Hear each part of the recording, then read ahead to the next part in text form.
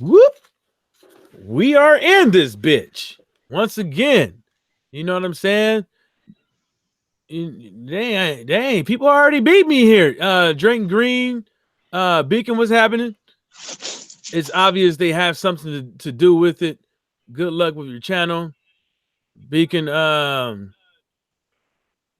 what do we got? Beacon 345. Sometimes the truth hurts. They're saving Ortiz for Wilder rematch. Okay, whatever. But anyways, like what me and Laws want to talk about. The PBC is not stopping AJ versus Ortiz. Stop the motherfucking excuses. We tired of hearing it. We tired of hearing the excuses. And now we could always go through and look at who exactly are these dumb motherfuckers out here that's making the excuses. We could always find these cats. Let's see. We got one guy right here. Deontay Wilder writes public announcement: when people throws your emotional garbage and never respond to it. In fact, use your secret weapon, silence. There's nothing more powerful to a hater than silence. We all have greatness in us. For the greatness only determined by service. And then he wrote, to this day, blah, blah, blah, we do a whoop. And he had this dude on here, man, that just kept running his mouth. Nah, not on this one. I just wrote, how much does Zone need you now? Laugh out loud. From tainted cheeseburgers to soon nobody watching AJ versus someone other than Ortiz for $20 or $9.99, $100. Ortiz is ready. Anyone else is uncivilized. And then I put the link to Cali Enigma's video where he details the conversation that he had with Louis King Kong Ortiz's team. So, there you go right there. Make sure. Hey, what's up, Ron Finkley? What's happening, baby? And then what we got here? Oh, another one, another hater. Boxing Kingdom says fighters who have turned down the AJ fight on June 1st. He got Adel Kanaki, not enough time. Louis King Ortiz, not enough time. Pulev, suspended. In contention, Trevor Bryan, Hunter, Chisora, and White ruled out by Hearn, nearly signed for Povetkin. See, this is how you know these idiots are fucked up. White can never be ruled out by Hearn because White ain't signed to Matchroom Boxing. You see what I'm saying? If White really wanted that fucking fight, he don't need Hearn to tell him, no, you can't take it because you're fighting Povetkin. What the fuck is Povetkin going to do for White? Didn't he lose against AJ too? Yeah. Like, isn't Dillian White the one crying about not becoming the mandatory? You know what I'm saying? So, get that bitch ass up out of here. But anyways, let's get back to it. Nobody want to see no Chisora, no Hunter, and no fucking Trevor Bryan. The only thing that people want to see right now is Louis King Kong Ortiz. But who in the fuck said that Louis King, who the fuck said there's not Louis King Kong Ortiz ain't got enough time? Who started that shit? I wonder who started that. Was it Dan Raphael? Was it Kim Jong-un? Who? Michael Benson? Who was it? Like, who started the rumor that, oh, yeah, well, King Kong Ortiz team, they said they're not going to take the fight because of, one, there's not enough time, and two, PBC is going to hold him back. Like, who the fuck said it? Who said it? Yeah, it's fucking bullshit. Ortiz is ready to go. As Cali's proven. Who the fuck? That's all I want to know. Like, who said that Louis King Kong Ortiz is not enough time? That's the only thing I want to know. Oh, let's read this article. Let's read this article right here, guys. Let's read this article. Okay, this is on Boxing News 24. Deontay Wilder exposes Louis King Kong Ortiz. And this article was written on the 19th of April, right? So as we scroll down, it says, in a recent interview with AB Boxing News, the WBC World Champion Deontay the Bronze Bomber, you know, doing accolades and all that shit, exposes Cuban ex-WBC World Title challenger Louis King Kong Ortiz for avoiding Anthony Joshua after Jarrell Miller failed drug tests. See, they wrote test in here. They wrote test. I said, hit y'all with that. Oh, damn, we got a hater. Ali 313 Espinoza just said it. Just said what? Cody, whoa, let me get a wrench, bro. I'm always tuned in.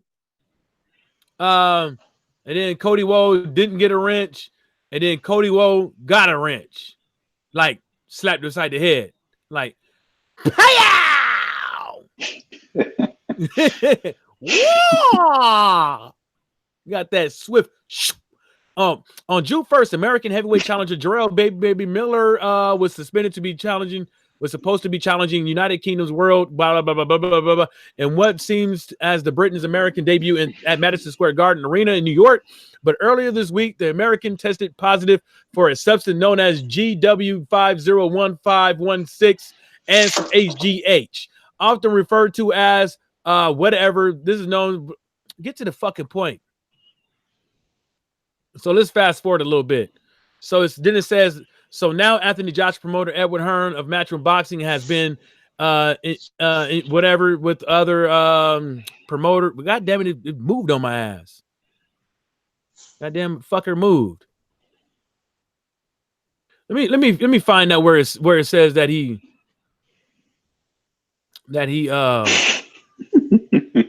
See what Louis just put, Mike, I got these cheeseburgers. Nobody want them. Nobody want them. Let's read this right here. Oh boy. It looks like Louis Ortiz won't be able to hide much longer from Anthony Joshua. The excuse that he won't be ready just didn't add up, especially when you take Wilder comments into account. But this is not the first time Ortiz has used this excuse, I won't be ready, when he has been faced with a step-up challenge. Back in May, June 2008, Dillian White was looking for an opponent, and one of the names mentioned was Louis King Kong Ortiz. But in an interview with IFL TV, Dillian White said, I'm not going inactive and sit around for 2 years and not fight. I want to fight. Unfortunately, Pulev talking about September. I'm not going to wait till September. Louis Ortiz is not going to be ready for July 28th. We made offers to both of them, and one said September. Yo, I'm gonna keep this short. First of all, Dillian White never has offered King Kong Ortiz anything.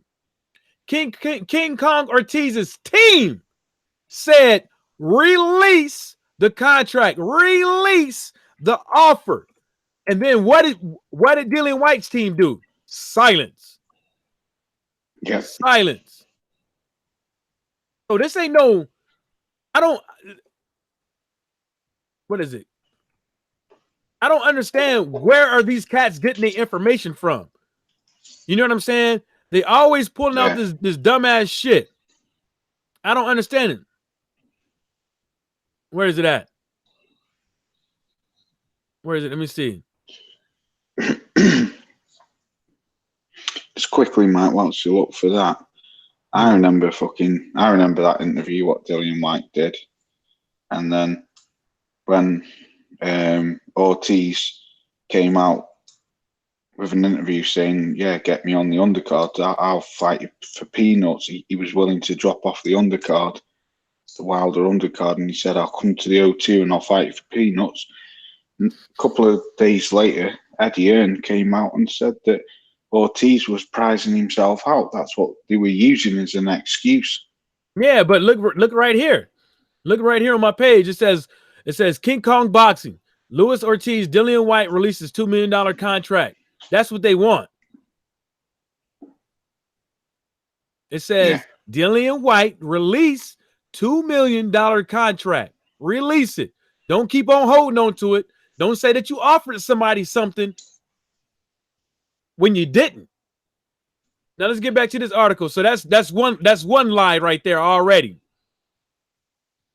And then it's getting going to right. Can you see a pattern forming here? Each time a real challenger has been put up before Ortiz, the excuses for not accepting the fight is lack of time. Will Ortiz be? Well, it was two lies because it was never lack of time and it was never a fucking contract offered. It was never anything offered. So cut that. It was two lies. So let's go back to will Ortiz be? Anyways, they wrote this whole thing based off of King Kong Ortiz and Dillian White. They based this whole fucking article off of Louis King Kong Ortiz versus Dillian White. So, I mean, you mean to tell me? You mean to tell me, for all you punk, Rudy Poop motherfuckers out there that want to believe Boxing News 24, that want to believe in Boxing Scene, that want to believe in World Boxing News, that want to believe in all these other boxing media outlets that's out here for you to get your news with boxing, but you can't believe one man saying that he talked to Louis King Kong Ortiz's team and they said, send the contract, big boy. Send the contract. when I'm clearly showing you that just because you can you could write a fucking article, just because you could write an article, it doesn't mean that you're right. Doesn't mean that you're correct. Because this dude is a flat out fucking liar. Whoever wrote this shit, he can suck my nah, that's gay. You can suck a dick. Who wrote this shit? Yeah. You don't even say. This. Go ahead. And just quickly, it's just like what World Breaker was saying today on his live stream. He had Callie on there and a few others. And some guy was asking him questions like, where are you getting all this information from? And World Breaker said, listen, you've got a direct line to somebody on my panel, the Cali Enigma. He's got a direct line to Louis King Kong Ortiz. So anything Dan Raphael's saying or Usyk Brewster and people like that, he says, it's bullshit. This is coming straight from the horse's mouth. Cali's in touch with King Kong Ortiz's manager and trainer every day. He speaks to him regularly. And Eddie Hearn's lying about that fucking $5 million offer, what they offered him. Oh, I thought my bad, Cody Woe. I thought he was in here trying to talk shit. He said, hey, got to go to 545 mark. White said Joshua definitely on testosterone. Yeah, I smacked him by accident. I thought he was trying to put a link into his shit, and then I ain't see it till I thought, but I ain't time him out or nothing. I just removed it. Oh, okay. Yeah, I just saw it too. Yeah, well, anyways, yeah, I mean, put it like this. Reading comprehending skills. Big Baby Miller accuses AJ of testosterone, having a testosterone exemption, right? Anthony Joshua never says no. Right? Yeah. Edward Hearn says that he got a call from King Kong Ortiz's team, right? Mm-hmm. And he basically says, yeah, obviously they want the fight, but I got the notion that they didn't want the fight, but I don't believe him, no. Mm-hmm. So based off of that, all y'all news channels and all y'all people, I know why they did it. I know why they did it because it brings traffic. But all you fans out there that's reading this, that's listening to this shit, you guys could believe Edward Hearn with that and then come up with a whole story that King Kong Ortiz don't want the fight? When it's clearly that Edward Hearn is the one that said, I don't think that they want the fight? After they called me concerning the fight? Hold up. Yeah. And then you're going to tell me that AJ has been clean all this time? Well, you can say he's clean because he got an exemption, but it hasn't had a testosterone exemption? when he can't fucking say no? There's a reason why he can't say no. Because if he say no, he's lying. Then if it comes out, everybody knows that he's a fucking liar. He's not that so-called professional. See the thing what you gotta understand is that you can watch a lot of movies. There's one thing I found out about the UK is that you got some pansy ass motherfuckers out there that thinks it's okay just because they're good at something to call themselves a fucking professional. You're not a fucking professional. Anthony Joshua was such a professional. At what? At following orders? At what? At what exactly is a professional at? Not talking to his fans, not reaching out to his fans. You got people out there like sporting the dick and booty icons, dick riding on a daily basis for Anthony Joshua, and can't even get a funky ass interview, holding them down. How many other motherfuckers out there that dick ride Anthony Joshua can't even fucking get an interview? We got Sean Newton, dick rider. We got sporting dick and booty icons, dick rider. Hatman, dick rider. Hatman Strikes Back, dick rider. Bruce fucking Bane, dick rider. And the list goes on and on. Wrecked in the Rectum by McGregor, dick rider. And the list goes on and on. It's a whole slew of dick riders out there of Anthony Joshua and can't even get a fucking interview. Matter of fact, when they do interviews, they don't even know how to get fucking interviews. And then not only that, they don't get nobody want to see.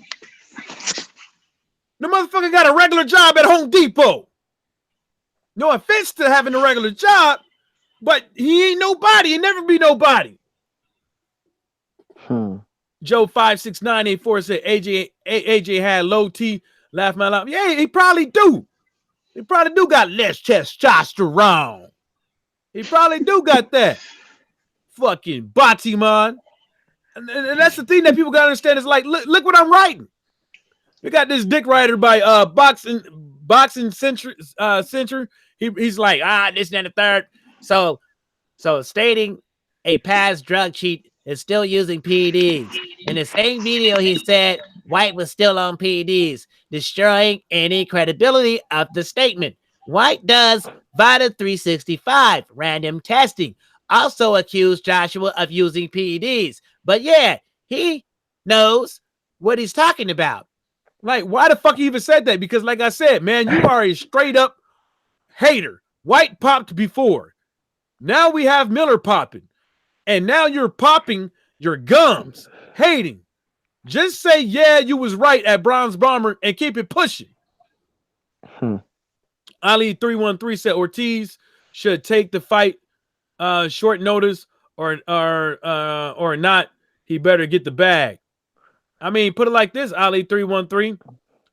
There's nothing out there that's saying that Ortiz doesn't want to fight. There's nothing. Exactly. There's nothing. Nothing. Everything that stems from Ortiz not wanting this fight has nothing. It's coming from motherfuckers like this. Boxing Kingdom and motherfuckers like that. It is not in Steve Bunce with his big ass, with his bitch ass motherfucking hairline. It ain't coming from Ortiz. And this bitch ass motherfucker, he blocked me. Hating ass nigga. I think AJ blocked me. Fuck that motherfucker. I said that video Cali made and tagged that bitch. I don't know what the hell you mean by chill dog. Oh, okay. And then going to this dude. Let's see if we got another one. See if we got another hater. Nope. Ran out of haters. Because I was on their ass today on Twitter. I got tired of this shit, man. Like people left and right bitching about and then look at this bitch. She gonna write Serafina, which is Big Baby Miller's manager or whatever. She wrote, I love Clarissa, but her calling out the men. I wrote, instead of worrying about Clarissa Shields, you need to be worried about the shit in them goddamn cheeseburgers your boy eating.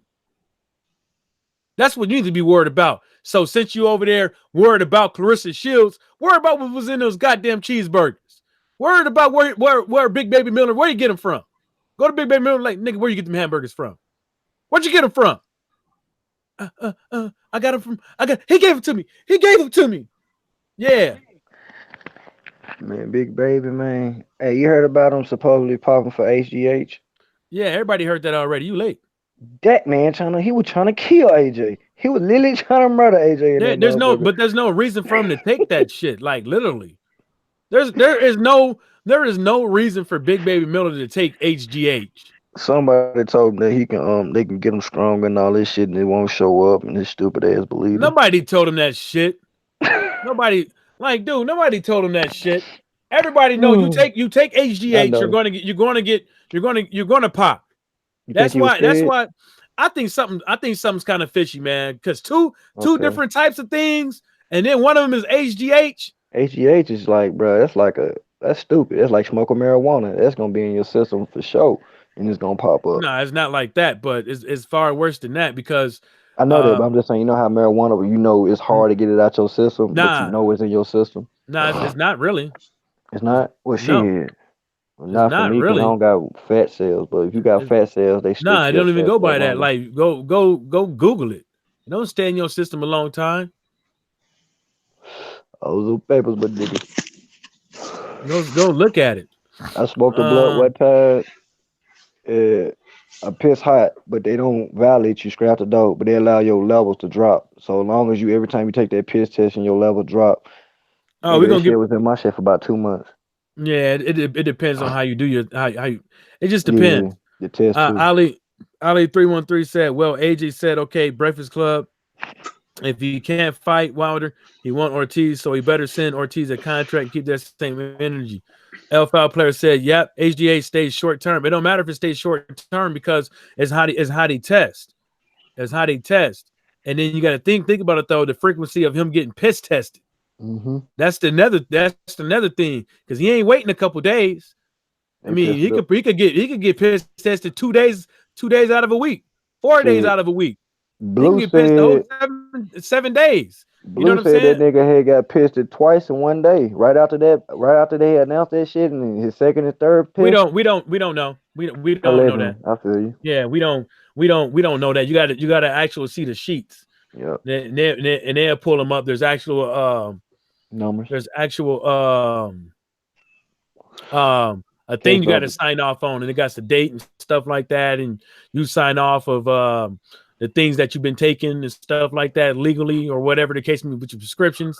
So it's more to it than that. You know what I'm saying? But like I said, like, you know, if you're gonna be on YouTube, if you're gonna be on social media, get your story straight.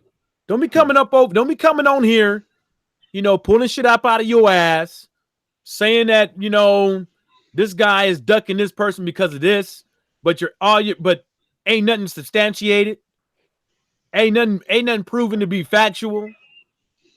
You know what I'm saying? Don't come up over here with this, man. You ain't doing nothing but hurting boxing.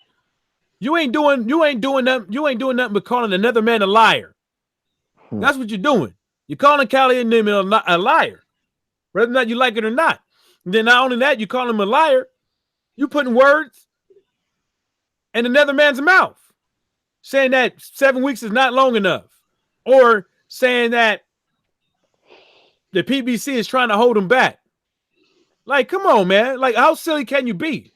Like, I know there's other channels. I know there's other channels out here on YouTube and stuff like that. They like to say shit, you know, to you know, keep people on a channel. And even sporting the dick and booty icons is saying the nonsense. Talking about, oh, yeah, Ortiz, he wants to fight, but the PBC holding him back. How? When? Like, ain't none of y'all have any proof of it. Any proof? Let me show y'all. Let me see if let me play this hoe. Let me get the commercial off before I play it. I be hating these YouTube commercials.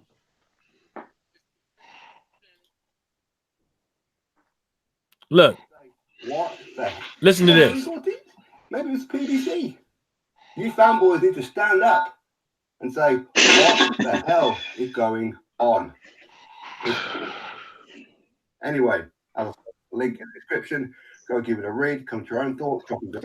What? And then he said, link in the description, right? Link in the fucking description. Ain't no fucking link in the description because it shit don't exist. It don't fucking exist. Look at it. Where is it? Where is it? Where is it? It don't fucking exist. It don't.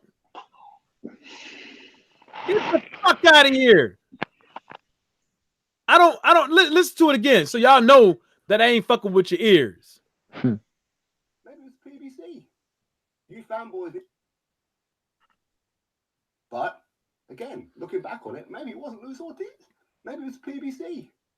You stand up and say, what the hell is going on? It's ridiculous. Anyway, as I said, link in the description. Go give it a read. Come to your own thoughts. Drop them below. Click the thumbs up to this video. And, of course, subscribe. Catch you all on the next one. Bam. Where the fucking link at, nigga? Where that shit at, homeboy? Where the link? Lying ass nigga. Suck ass nigga. I hate that dude. Yeah, me too, Luke. No, I seen a video that he had today. He got a new little sponsor with him. One dude. In there. Okay, cool. Watch this. Look at this shit. Look at this shit. Look at it. Either he's juicing or Heyman doesn't want his fighters earning money. That's what you're saying. You dumbass bitch. Oh, God. Why does it? What advisor or manager don't want their fighter making money? The more money they get, the more money they get, you idiot. Just reference Charles Martin. Look at this idiot. Alvin Allen. Punk ass. You sound like a punk bitch. And you edited this shit. It says you edited. So I guess you like to make sure your sentence is structured correctly for social media. Al Heyman, the fake advisor, is blocking this fight so Luis Ortiz can fight Wilder again. Who the fuck cares? Don't nobody care if Wilder fight King Kong Ortiz again? We all like, okay, we know it's going to be a good fight. We all know we got punk-ass Dillian White out there, and we got a whole slew of other punk Rudy Poo-ass bitches that like to run their fucking mouth. Now to the next suck-ass nigga. Dayo Ku to Kente. Kute. Oh, that's what it says. Okay. I thought he said his own. I'm my own. I thought he said he's his own boss. What's wrong with the PBC guys? Wilder, Ortiz, Earl, Spence, Charlo, Tank Davis, and the list goes on. So exactly, another misinformed motherfucker. So that's one. We're gonna count this as one. We're gonna count this nigga right here as one. We got one misinformed person. We talking about people who believe sporting icons rhetoric when it comes to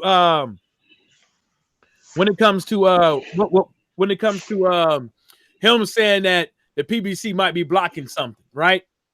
Or King Kong Ortiz is not ready. We're gonna start tallying those up, right? Ortiz and Nevada. We're gonna count that as two. That's two. Thought Ortiz was a free agent. Oh, that's three. If AJ KOs Ortiz in good fashion, Wilder stock drops. No, it don't. It makes it still a good fight. Sorry. and this motherfucker, he's everywhere. This bitch. Now what we got here? Looking at the $20 million offer. Looking at that $20 million offer to fight Brazil. In essence, Wilder was offered more than $80 million for the Joshua fights. It wasn't just for the Joshua fights. If you look at Wilder's actual worth for fighting Brazil, TV revenue, ticket sales, I said maximum $3 million. That means he was offered an extra $17 million, at least to fight AJ. It wasn't to fight AJ. I was a fan of both, but $97 million for 2 fights against AJ for the undisputed title, and the first likely to be on home soil. There's simply no logic in defense for him. So listen here, made a Rob. We're gonna count you as 4 misinformed people. First of all, it was for 3 or 4 fights. Second of all, it was 25 apiece. Second of all, it's not $80 million for fighting Anthony Joshua. It's 25 here and 25 there. The problem is that if Deontay Wilder wins, he will only get the same exact flat rate offering. Nothing more, nothing less. That's what the problem is, right? So get your ass out of here with that. And last but not least, the Zone is feeling the pain right now. The Zone has their own problems right now. So what you just said, how much is Deontay Wilder really worth to the Zone? How much? Is he worth that $97 million you're talking about? Nigga, we're a partnership to them niggas at this point. What is Deontay Wilder really worth now? Suck ass nigga. That's what you is. A beta mod. That's what you is. You a beta nigga. That's what you is. You a test mod nigga. That's what you is. Pre-trial ass nigga. That's what you is. All right, let's see what this guy. TJ Fasan. He said, I seriously suspect there might be an elaborate juicing program at the that's 5. Woo! He said elaborate juicing program at the PBC. But we're talking about Big Baby Miller. Ain't with the PBC. With Eddie. Hey, TJ Fazan, are you gonna ask AJ about his testosterone exemption, big boy? You gonna ask that? Suck ass nigga. Next motherfucker. LFL player. Hey, Laws. Sorry I was pissing. Anybody want to hear you piss, homie? Oh, me. Yeah, man. Anybody trying to hear all that? Anybody trying to hear all that L? Anybody trying to hear all that pissing? He's already bad enough. We got all these pissy ass niggas right here. No direct quotes, just fan excuses and probably Ortiz excuses. Oh, that's 6. That's DC. I seen his fuck ass all over Hayden. Can't wait until PBC goes under. Oh, that's 7. I bet you DAZN to go. Then the big fights will happen. I bet you DAZN to go before PBC. Oh, what's up, L? The L. Yeah. Hello, L. Could you hear me? Yeah, we can hear you. Yeah, salute. Yeah, my bad. What up, guys? Let me see if I can find my headphones. You keep cooking though, man. My bad. This guy said, and don't forget, Ortiz pissed hot when he was a mandatory for AJ, and the WBC let it fly, and the WBA slapped a 6-month ban on him. So, what's the point? They got him. He couldn't fight AJ, but he could fight the WBC. What's the point? What's the point? So you're telling me the WBA saved your boy. Oh, we're gonna count that as 8. Al Heyman doesn't wait, doesn't want in reflecting bad on Wilder if AJ wiped. Oh, nah, it's 9. Oh, my boy, look, unbelievable. If they are blocking the fight. Damn, that's Will, ain't that Will? I don't know who that is. Oh man, he be on my channel all the time. That's Will. Oh, he ain't saying nothing. He just said unbelievable if they're blocking the fight. But we're gonna count. Yeah, I've seen them before. We're gonna count you as 10, Will. We're gonna count you as 10 for that one. 58 minutes ago. Yeah. Oh, what Magic Man? No. I don't think. What the fuck is Will Magic? What the hell is Magic Man, bro? I haven't seen him in a minute. I don't know. He probably locked up. You know what? I was thinking about Alpha Play the other day. I ain't seen or heard nothing of him for time. Yeah, I think I saw his comment somewhere when I was lurking about somewhere else. He probably did. I peeped him. Tell him to come through, man. I hope he hears this after the fact. Yeah, he's a good man, Will is. So this guy said Al Heyman is the new Don King, but the new improved version. He's always more sneaky. Well, DC, C-Rock, that's 11. Because if that was Don King, a lot of motherfuckers be getting robbed, and we be getting the best fighting the best every day. PBC, Protected boxer corruption. Oh, we're gonna count that as 12.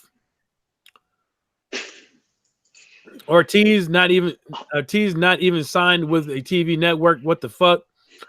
That's 13. I thought he makes his own decision because he's the boss. Well, that's motherfucking 14. I think he pre-approved all his messages.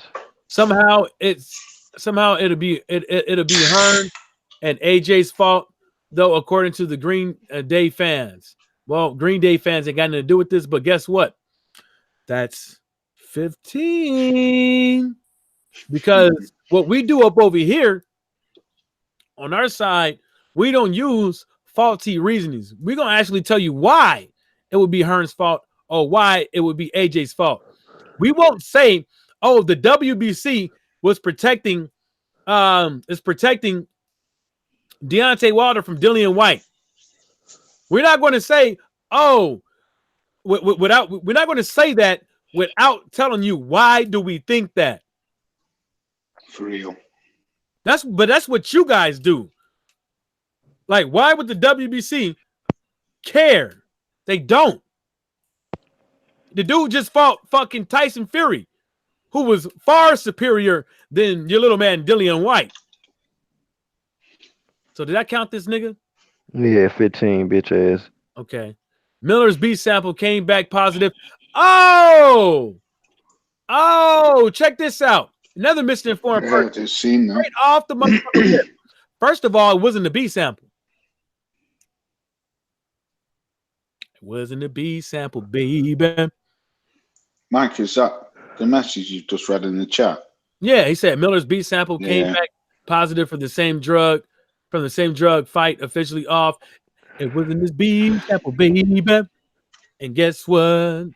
It was HGH, something else. Number 16, nigga. Because you misinformed. Now to the next sucker. To the next suck ass nigga. Make sure I put these chats in there. What we got? What we got in the chat? Luke Williams. Guys, Miller has popped for a third substance. Dan Raphael just released the info on Twitter. We know he popped.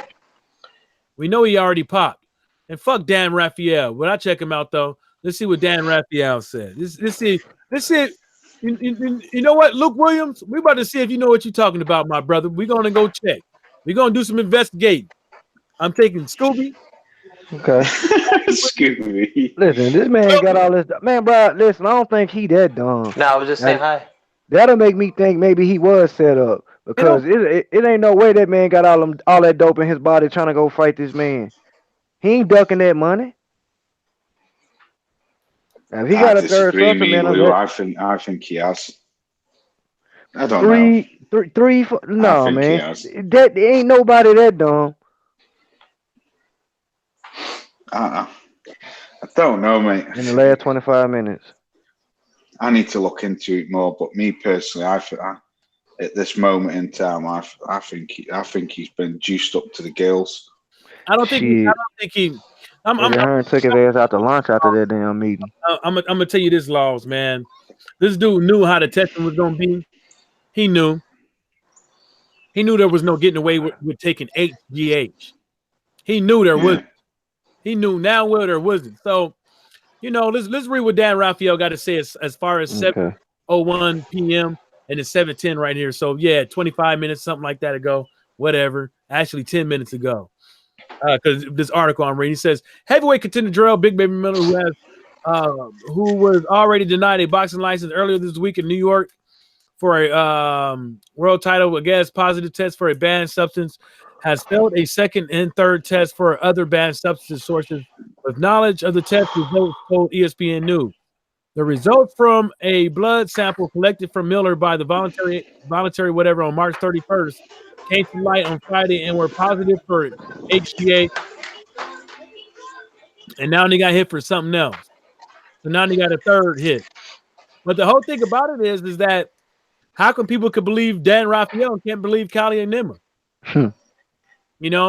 So it looks like Big Baby Miller. You said ESPN and they think, oh, yeah, it's on TV. Yeah.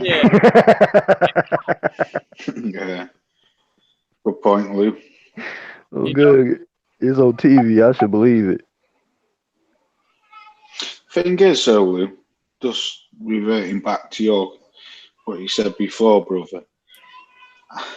I I don't can't think no understand. man is that stupid. He know he's finna get paid more than he's ever did in his life. Win, lose. I don't think he's scared of no ass whooping like that. He could have went in Yeah, there no, and but took a knee, how Going, how would he get set up though?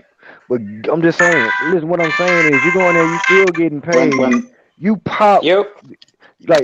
for me, I yeah, but think the if a thing nigga is, taking so all that dope to try to keep the fight from happening because he don't want to fight him. But I don't see Big Baby Miller in no position like that. Now I'll sit there and say the win thing maybe, but like for HDH and then Yo, whatever, Roman, man, man. bro. They saying this man was trying to kill AJ, bro. They should be trying to press yeah, charges yeah, if that was really the case, He because was he was literally trying to kill him. but he wasn't trying to kill him by on that stuff, man. I'm yeah, gonna tell you that. but the thing Nah, is, Lou, dile que es what lo mismo, porque Hey, Alpha player, man, no, put yourself on mute. You hear the conversation. thing es lo mismo. All right. Well, anyway, thing is though, yeah. how okay. I understand what Louis saying, and I understand what Mike's saying. My fucking comment is if he's been set up or I don't know, mate. I don't see how I don't see how Miller's got any excuse. He's popped dirty, man. He's popped dirty, and that's that. You don't have an excuse unless you can prove that like you're not at fault or something like that. But Yeah, but Mike, that's what I'm saying. Now see at fault when he's got people, what nutritionists and people like that. They know what his intake is. no, but I'm The not. man's popped dirty. I'm not saying that. I'm not. I mean, I understand what you're saying, but what you still have to take into account is that if this dude got caught for some stuff that's serious, causes cancer and all that stuff for stamina, right? Mm-hmm. And then he knows he's invited testing to where like he can get pest tested all in one day, like umpteen times, and he can get past 7 days a fucking week. Hmm. And he's going to take something that Yeah, but he's hold up, and he's going to take something that he knows that he's not going to be able to get around with. I'm not giving him no excuse. I'm just explaining something real quick. Then he's going to take something called HGH. Ain't a sport in America that you're going to get away with taking HGH. You're going to get caught, especially during the on season. You're going to get caught. The moment that they're in right now, AJ and Miller, that was the moment to where you are in the influx of getting piss tested constantly. Like your whereabouts need to be known, all that stuff. He knew he knew that he was going to get caught. Anybody would think that he would get caught. And then why would you risk 7 weeks? That's what I said. Like something that we all know in America, that people get popped over and over and over and over and over and again. Yeah, but hold up, y'all take over again. All right. I just but the thing don't is, make mate, what? sense. Go ahead, Laws. Go ahead, King. Yeah, I'll shut up quickly. My point, like Made Man said, this guy's he's popped dirty before in kickboxing, yeah. Mm-hmm. You know what he did in there. He's popped dirty again. He's popped dirty again. He's popped dirty. There's if you pop dirty, right? Like just for instance, like Lucas Brown popped dirty, didn't he? For apparently some kind of fucking pre-workout what he had, and he had something, and he served his ban, lost his title. Blah, blah. I'm all for that. Ortiz popped dirty. Dylan White's popped dirty. The only heavyweight who's never popped dirty is Deontay Wilder. AJ's got his suspicions, blah, blah, blah. But, man, this guy's popped dirty so many times. I don't give him any excuse. I won't give him an excuse either. I just sit there and say, I don't think he's that stupid. If he is, I think he should be kicked out of the sport of boxing. He should not ever be able to allow to be able to box again because it's not that it's his first Yeah. time and he can learn from it. He's a repeat offender. So repeat offenders show you they ain't gonna change their ways. They're gonna try to trick you another way. So to say the integrity of the sport, if this is true, you gotta get him out of there Yeah, me too. because But Lou, go ahead. what's your honest opinion? Do you think he's pop dirty and then they've I added don't things even on? know. Like Or do you think I he's gotta just like with the HDH, that was kind of crazy for me to hear. And like, damn, that's another thing in this nigga shit. So, truth be told, maybe, man, maybe. But like Mike said, I don't. I think this man knew. It ain't no way he thought he can had it in his system at this stage and think he can get that past somebody. That right there is like to me, that's a red flag. Like if he did that, that nigga, bro, he the dumbest motherfucker. He special ed, short bus shorty, all that shit together. Yeah, he gotta Dude, be. Ain't man. no taking that shit, man. That shit right there. Like we get football players, baseball players, hockey players, all kind of players getting caught with HGH throughout the whole fucking course of a year. Everybody know that month. You get piss tested, you're done. You're done. Yo, Mike, my bad. Yeah. Could you hear me? Yeah. Yeah, I had it on I thought I had it on mute before, man. Like if you heard me talking shit, Mhm. my bad. But Yes, now sir. with the HGH, the Going reason out that for player? What do you reckon, bro? chilling, man. How you guys doing? Good. The reason that No, I'm just saying, what's your opinion, bro? well, the reason that HGH has come into into the view so much recently is because it was really hard to detect. Like there was and it what it Man, does nigga, is that was that it years speeds ago. up. That was Pardon me? years. That was years ago. Years ago, No, folks, but and Alex Rodriguez got popped for that shit. These niggas know. no, but it's still harder to detect than like testosterone or Yeah, D-bol or that's the reason why they you know test the blood. yeah. So HGH what like and the thing is too that they with any of these steroids, especially like a HGH, like something in that vein, is that they could change small components of it and where it's harder to detect. Well, But I tell you this. That small component shit. That's really a it's kind of like nobody knows what they know what they're talking about, but they don't know what they're talking about because when they're detecting stuff, they're looking for things that correspond with like numbers. That's what they're doing in there. And so if it doesn't correspond with something, they can't really tell what it is. But the thing about it is that changing it a little bit, they can still figure out that it's a fucking steroid. yeah, that it's not supposed to be there type Yeah, deal. and with the HGH thing and some of the steroids, like Mel, Isn't the way to break down these components I'm not as gonna well? break down the components because then I got to bring up a whole court case. It's And a then whole bunch of shit. It's a whole bunch of shit. then I got to tell you what it says, but because it's in the Wilder court case, because they used two theories to figure out that Povetkin did take it after it was banned. Now back to the HGH. So some of these drugs they take, it's not gonna come out in your urine. So like while you're taking it, sometimes it's not gonna come out of your urine. But as soon as you stop taking it, that's when it's gonna come out of your urine. So the only way for them to detect it is to detect it through the blood, because they had to look at what's in your blood cells. Mm-hmm. Because then if it's not in the plasma, if it's inside the cell, it's even more harder to detect because I don't think they're checking there. And that's why Let me see that ring, bro. Unless they do a blood sample. It's real. It's real. It's real. No, let me see. What is it though? That's nice, bro. Yeah. I got that from Zales. Anyways. Woo! Me too. Yeah. A man shining. Meldonium can hide in your blood cells. And so in order for them to detect the meldonium, what they were basically saying is that since they were taking the piss test, it wasn't coming out. Hey, Mike, read what Luke just said.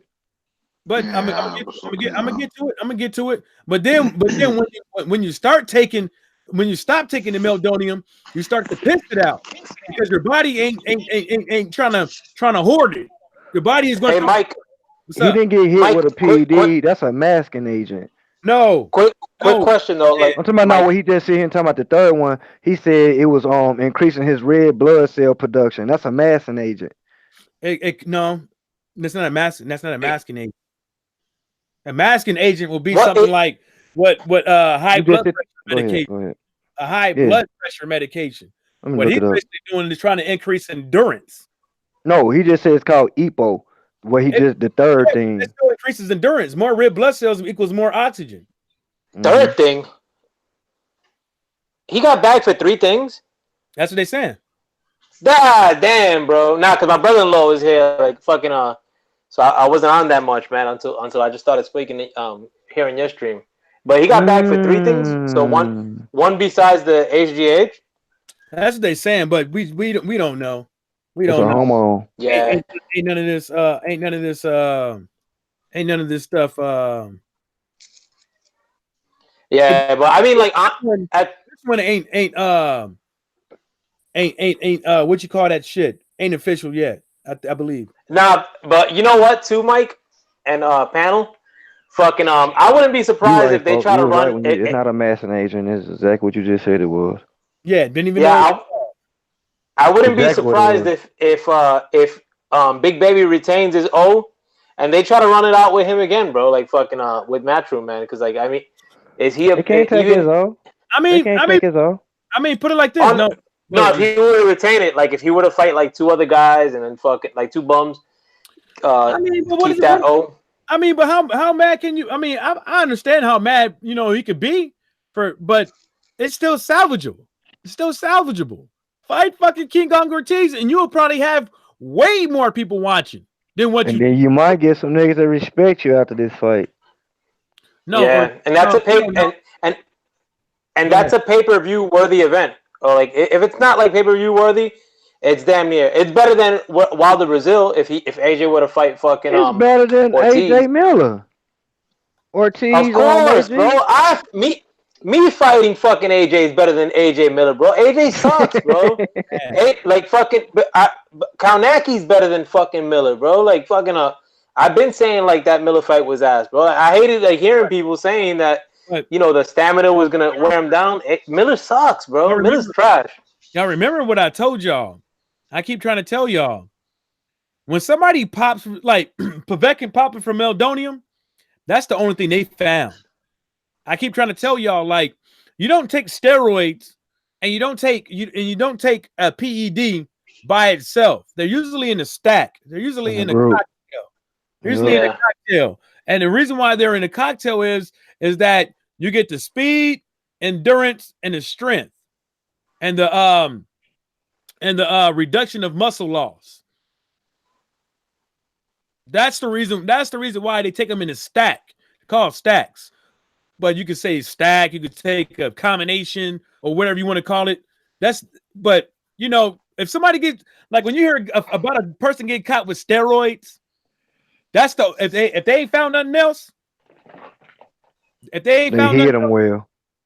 Exactly, because there ain't no use of taking steroids by itself. Gotcha, folks. Ain't no use of taking steroids by its fucking self. Why do you think when motherfuckers take steroids, they taking some other shit up their ass or in a pill that they ain't supposed to be taking? That's just how it is. I think some of them got it in a powder where some of these cats sniffing and shit. Shit. You don't want to be. You want to do it because you don't. Then you start fucking up with your membranes. You're like, I think the injectables are the best way. Because it's straight to the source. To the cell. And when you ingest shit like that, you can't take it straight up. You got to take it with other stuff, and then it has an effect on your stomach and your intestines. Like it's best to take any steroid or anything like that, like intravenously, or through an injection. He said it's a shame Miller looked in such good shape. Well, shit.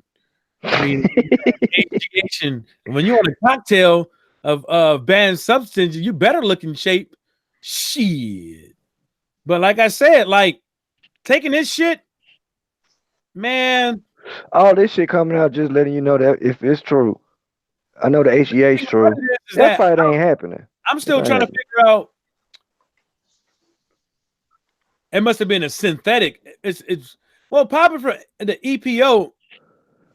It has to be a synthetic one. It has to be a synthetic or like not a human one.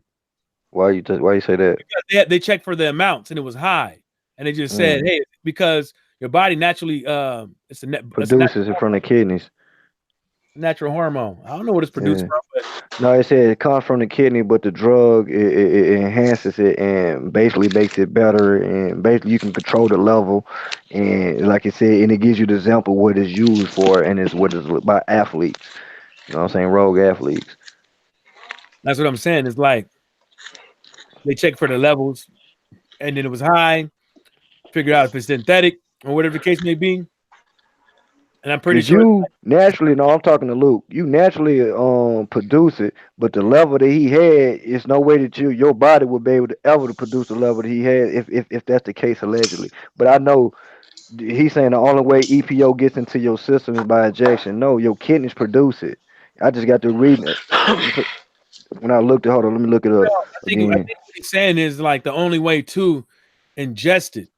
Oh yeah, it's to ingest it. Yeah, okay. I think that's what EPO is a hormone naturally produced by the kidneys. However, the hormone can be artificially produced to improve the performance of, for example, athlete or cyclist by injection.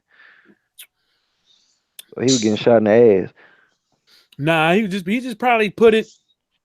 I don't know. Maybe he was taking the motherfucking IV. You never know. So his team with that shit too.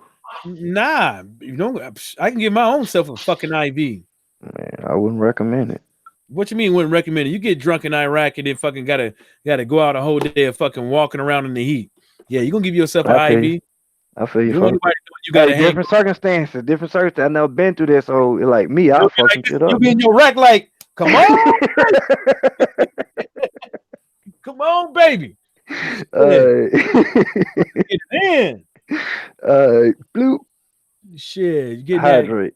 Yeah, hydrate your ass right the fuck up.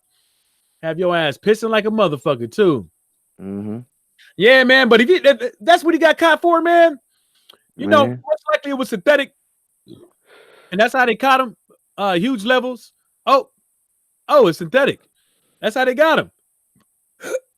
You know. So, do you think the we could all agree that the Big Baby fight is off without a doubt, right? It's been.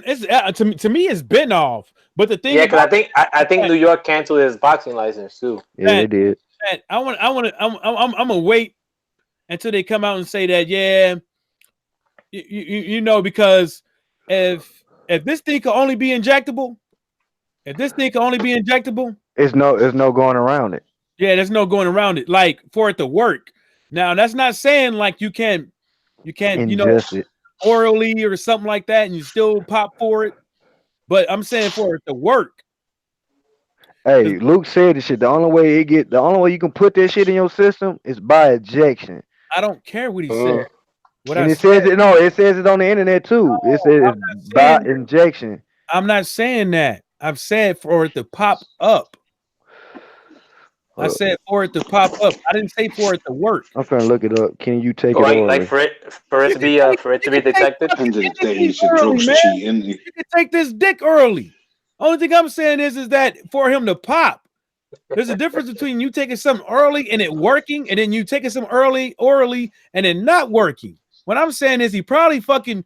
What I'm saying is that I don't know for a fact if somebody would think that it would be okay to take a cocktail of fucking PEDs that think they're not going to get fucking caught. Hold on, why would he? Hold on, this shit just said something that threw me the fuck off. It said you can take it or it comes in the pill, but or insert in vagina. This shit ain't even. That's AJ. Like this shit ain't even like. This shit ain't even. Let me shut up. Let me get Odell bit off this shit. So who do you think? Like I mean, like pivoting off the anabolics and like who do you think like they have lined up for him? Like I mean, because June 1st definitely got to go down. I think Big Homie said it. One comment real quick. It's Otto. He said if PBC sent stopping, hey man, you gotta do it better. Because look, man, Man, you got to write this shit better, man. I ain't the best at reading, homie. You got to write this shit better, homie. You got me fumbling like a motherfucker. You got me sounding like fucking Mayweather and shit. Come on, bruh. If PBC aren't stopping Ortiz, Joshua should take him next, no matter what. It boosts his clout by like 10 times, especially with Wilder and stuff. I mean, dude, L-Foul player, man. What was you saying? Because you're gonna inadvertently head on right into this, anyways. With what you got to say? Yes, sir. Nah, I mean, like, what I was gonna say, like, what the options are, like, next for AJ. But I mean, from what like Cali Enigma was saying earlier today, he spoke to the Ortiz camp, and he said that they were never sent an offer by Hearn under any pretense. I mean, like the Ortiz camp were putting salvos in the air as far as send them the same contract as Miller. Fucking maybe they're trying to take advantage of the situation, but whatever have you. They said they haven't heard anything from camp Hearn and Matchroom and AJ. So I don't think they're gonna try to fight Ortiz under any circumstance next. And what Cali also said, which I mean, I guess you get if you want to talk about it later. He said that they Ortiz is already in negotiations with Deontay Wilder to fight in December. Yeah, I heard that. Yeah, I heard that. So hold up, say that again. He said that Ortiz is in negotiations to fight Wilder come December. So Wilder's next fight after Brazil, in essence, if everything goes as planned, is going to be against Luis Ortiz. Yeah, but at the same time, it's like if Ortiz went over there and fought the dude, man, I would go over there and fight him. Like, fuck that. You can make the Wilder fight in December big because if you can get AJ, if he whoop his ass, you got belt. I mean, but still, okay. Ortiz whoops on. What do you mean? Hold on. What do you mean? What do you mean, Michael? I'm sorry. Like, I said, you're saying that I still fight AJ because if Ortiz seals that win, beats him again, Ortiz can still take 1 or 2 fights before he fights Deontay Wilder. But I don't think it's a question of Ortiz not wanting to take the fight. I think it's a question of AJ not taking that fight. Like, Ortiz is with it. You're trying to tell these cats, like, nobody is signed to fucking the PBC. Nobody. You fucking idiots. You can't be. It is highly fucking illegal. If fucking King Kong Ortiz is saying Al Heyman is their fucking advisor, Al Heyman can't tell him who to fucking fight. Al Heyman cannot coerce him to tell him who to fight and false pretenses. Al Heyman, I think that'd be a fucking great fight. Second Ortiz Al fight. Heyman cannot force a fighter to fight a certain person because he wants of what's that reprisal. Can't do it. It's illegal. So all that fighter got to do is sue him. No, all they got to do is sue him, go to court, and blah blah blah. Whoop. Yeah, he gonna get way more than that. He gonna get way more money than that. He can still, I mean, my thinking is like the same shit like that's been happening the last 2 years. Is it's happening now, like where it's not like a question of like whether Ortiz doesn't want to fight or whether fucking Wilder doesn't want to fight. It's Camp AJ, bro. Like fucking. Because if AJ would have came out from the mountaintops and said, like, fucking, listen, the only fight I want is Ortiz. Now that this shit fell through because Ortiz is old, according to them, and, I could wipe the floor with Ortiz, according to them. So having a shorter training camp, like, fucking, and being in the position that I'm in currently where my opponent fell through, fucking, you jump all over that. But I think the same status now applies to the same status that we've been seeing for the last 2 years, where AJ is not going to fight or is scared of Ortiz. He ain't trying to do that. He's being a bitch, and they're going to try to serve us up some other shit, some bullshit. Man, that nigga finna fight Michael. Kurt said it first, and I couldn't believe he shit, and he was like, I know Ortiz would be a good fight. This is when we were first screaming this shit. He said, but I seen him fighting Michael Hunter, and then the name just started circulating from Eddie Hearn them, and then all through the internet and shit. I knew that he signed. Man, what's this guy talking about in the comment section? He said both AJ and Eddie have said publicly they want Ortiz next. All Fuck Ortiz off, Azzy. hold up. I got this. All Ortiz would have to do to call them on on their crap if they are being sneaky is say publicly that they want to fight AJ, then they would do it. Check this out. Fucking hell. Go on, Mike. Check this out. Bust that nigga. No, he's cool. He ain't trying to be like that. He cool. He all right. He just lost it when he going though. I was talking shit, man. Let me let this out. If AJ wants the King Kong Ortiz fight, maybe he should get his ass out of the rear with the gear and say something publicly. Maybe he should do that. Why heard AJ say shit? Why we gotta believe in what Hearn said? I want to hear from the source. How come I can't get AJ on ESPN? How come I can't get AJ on Fight Hype? Exactly. IFL exactly. TV? How come I can't get AJ on the official channel to say that he wants to fight King Kong Ortiz? Yes, sir. Like how everybody else want King Kong Ortiz to do. They want him. Yeah. They want Ortiz to give it to you the way that you want it to be given. But what about AJ? Yeah. What about him? Oh, he can't do no wrong. Exactly, sir. That's what. Yeah, That's what I was trying to say. New That comment. It's manifest in a man named AJ. Well, with. Hold on, No, go ahead, El. Go ahead. Go ahead, Lowe's. I'm sorry. No, go on, bro. I'll say my piece after. Go on, bro. No, I wouldn't mind if Ortiz put his ass out there, but I mean with these dudes, with the people that we want them to fight, I mean, and the times that they said versions of I want to fight Deontay Wilder, I want to fight Ortiz. It's been a bit of clout chasing, and right now Matchroom and AJ and Hearn are in a desperate position. So you kind of I get where they wouldn't want to call them out, or where they wouldn't want to give them any shine, because I think ultimately they probably know that they're not going to try to make that fight as far as Anthony Joshua. So they're probably not going to try to give this next fight that they got coming up any allure. You know what I'm saying? I mean, I don't know. I mean, but do I think Ortiz should be saying something publicly? As far as what the commenter said, I wouldn't mind it. I mean, Yeah. It is what it is. That's what my opinion was, but I maybe read that. I had that opinion wrong. yesterday that Michael broke down some real nigga shit, and at the end of the day, we can't sit here and AJ ain't said shit. We listen to what Eddie Hearn said, but Luis Ortiz kept saying the same shit, but we want to hear Luis. We allow these niggas to control the narrative to a sense. If AJ want this fight, AJ need to get out and say this shit too, nigga. We gotta put pressure on his bitch ass. He say that shit, then I gotta hold Lewis. Other than that, we ain't finna give them niggas no goddamn power, cause that's all they trying to do is clout chase off a name like George did. Remember when he got out that last fight? Oh, I want to fight Luis Ortiz, and then shut the fuck up. Yeah, these niggas bitches, man. Exactly. Yeah, and Lou, what I'm trying to say is what you just said, right? Just quickly to break it down. Our foul players, I'm the hardest guy in the school. Our foul player is supposed to be the second hardest guy in the school.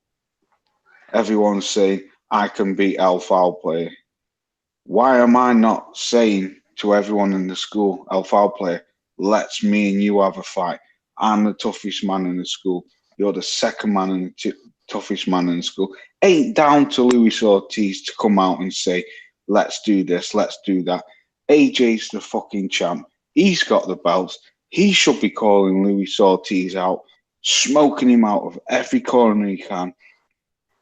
And then you know, and I know, if AJ comes out and says, Ortiz, I want your head on a platter. I want you. You know Ortiz is going to come out and say, yeah, let's do it. Yes, I agree. Ortiz should be coming out on media and saying, let's make this fight. But that comment, what that you just put in there, ain't down to Luis Ortiz to fucking call out AJ. He's down for a champion to call out one of the dangerous top 4 heavyweights in that ring in the division. It's down to AJ to call him out, and then for Ortiz to respond. That's how I see it. Mm-hmm. Yeah, I just wanted to add one small point to that. Yeah, and you're actually right. I mean, on that end too, in the sense that AJ is also the person that's without a dance partner right now, where his dance partner just fucking failed his Exactly. drug test, and he's in dire straits. Yeah, fuck Michael Hunter. Fuck fucking Pulev. Fuck Carlos Takam, Derek Chisora, and all these other fucking scrubs. And Dillian White. AJ, grow a set of balls. You're in America on your debut. There's no better way to get fucking respect from the Americans is to call out Luis Ortiz. Smoke him out. Smoke him out. And Ortiz will respond. Then you've got a fucking top 4 heavyweight who he's fighting. If he beats Ortiz, make the Wilder fight. Everyone's got undisputed. All this bullshit's fucking game over. Mm-hmm. Yeah. Yep. And you would, and as AJ, you would be cock blocking Wilder if Wilder wants to make that fight with Ortiz in December, which is already being put out there, like that, as if they're in a negotiation to fight in December, and you beat Ortiz fucking in June. That takes away that much luster from Wilder fighting. But I know AJ ain't gonna fight. Wilder's got to make the fight then. Wilder, L5 player. If just say for instance, just say we wake up in the morning and AJ's sent Luis Ortiz a contract. Right, we give you the 7 million. What Fat Dusty Miller was gonna get. I want you next. Right? They have the fight. AJ fucking beats Luis Ortiz. There's no place for fucking Wilder to run then. Because Wilder, I'm not saying Wilder's going to run. What I'm saying is, like you just said then, Luis Ortiz has been swept aside. We all know Tyson Fury's running off to fucking fight Tom Schwartz. So Wilder beats up Dominic Brazil, which he's going to do. Then, man, these politics, I don't know. Nah, it's just that's. I mean, it ain't complicated. I mean, you broke it down, goddammit. I mean, but you know, you got it. You. It's that's a hard thing, man. You know, to get somebody to realize that, you know, that hey, what's up with your boy? How come he ain't said nothing? Nigga, they ain't trying to hear that shit. They is not trying to hear that. They over there laughing at us and shit. It's like, oh, he ain't gonna never do that. You know, Master AJ ain't got to say shit. He just got to sit up over there on his throne and look down on all the commoners out there and stick his nose in the air at King Kong Ortiz. He ain't got to fight that peasant. He go over there and fight. And then you got to think about those, like, look at the names. Look at the names. Look at the names that these cats is putting out there. Yeah, you're not for real, and they're not even understanding the magnitude of it. Like, check this out, man. This fight right here is not really about It's not about the UK people. It's about the Americans. Sorry, for sure. Because it is, mate. You're right. Yeah, it is. Because they came over here with the transatlantic and all this other stuff. You know what I'm saying? And so now, if you see what's going on, they're fumbling and bumbling, trying to come up with a new fight. But we got these people on YouTube from the UK trying to tell us about some fucking Derek Chisora or some fucking Malcolm or some Michael Hunter or some other fucking bum. You know what I'm saying? We're not trying to see that shit. Now, I'm gonna tell you this. If you look at the consistency of people in the LDBC, if you look at the consistency of the fights that are successful in the United States, those are the fights that we fucking watch. You fucking idiot. It ain't the fight, it ain't the fights that Wreck by McGregor watches. Preach. Fuck that motherfucker. It ain't the fights that fat black motherfucker, what's it want to call himself? With the thing all like this. Yeah, whatever his name is. It ain't them Courage. cats. As the fights that we watch are all the fights that are big in America. That's just how it is. We're not trying to see no. We don't even care about no American and Crawford. We don't care. Why do you think that fight sucks? Why do you think it's gonna suck? Huh? Because we telling you by you, all you gotta do is look at us. Then you would know what Americans want to fucking watch. Then you would know, like, okay, it might not be because of the LDBC and their followers and their subs and all that stuff. It might not be because of that, but it might be because they're in tune to what a good fight is. You see, I don't understand. I don't understand all this dick riding, like that some of these channels want to do. You know, and fuck no, I'm not some little. It's all game. And you know, oh, it's just a little dick riding. You know, it's harmless. It's harmless. No, it's Their gay. booty hole hurts. Yeah, They've been riding dick all their life. ain't no hey. Ain't no second chance. If Ortiz doesn't happen, what would be your guys' second choice? Ain't no second choice. It's a done data. Is Ortiz or that nigga gonna sit here and never fight in America till he get ready to fight Deontay? They might as well pack their shit up and Count get the fuck their up out of here. Well, like as far I'm not sure who asked that question in the comments, but you gotta understand too, if Wilder and Ortiz is gonna be the fight that's gonna happen in December, Tyson Fury already put out that he's gonna take another mandatory after Tom Schwartz. Oh, not a mandatory, another tune-up fight. So that who does AJ fight then? Like, I mean, does AJ re-explore fighting Big Baby Miller? Or one of these other heavyweights outside of Ortiz, Wilder, Fury, and AJ, gonna get that much better where you could try to reinvade the U.S. market in December? I mean, so you're gonna have Wilder and Ortiz fighting each other again in the only American pay-per-view match or an American worthy of a pay-per-view match happening next. You know what I'm saying? While AJ is gonna fight Michael Hunter. Michael Hunter. Bitch ass. I don't even know who the fuck that dude is. Look at this bro. shit. Look at this shit. Look at this shit. I posted this on the LDBC Facebook page.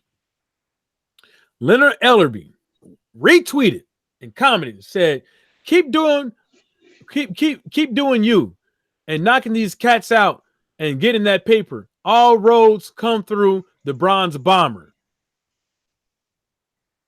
Leonard Ellerby said that. All roads, and then, what did I say? I made a video. Hey, Mike, you've been saying that for fucking ages, man. And he even know it. Like right now, how much is Deontay Wilder worth to the zone? How much is these nuts, nigga, worth to the zone? How much do you want it, Eddie? What would you do?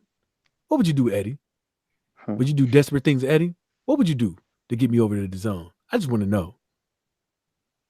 You know what I'm saying? Like, you know what Edward Hearn gonna do. You know what this faggoty ass gonna do. Allegedly.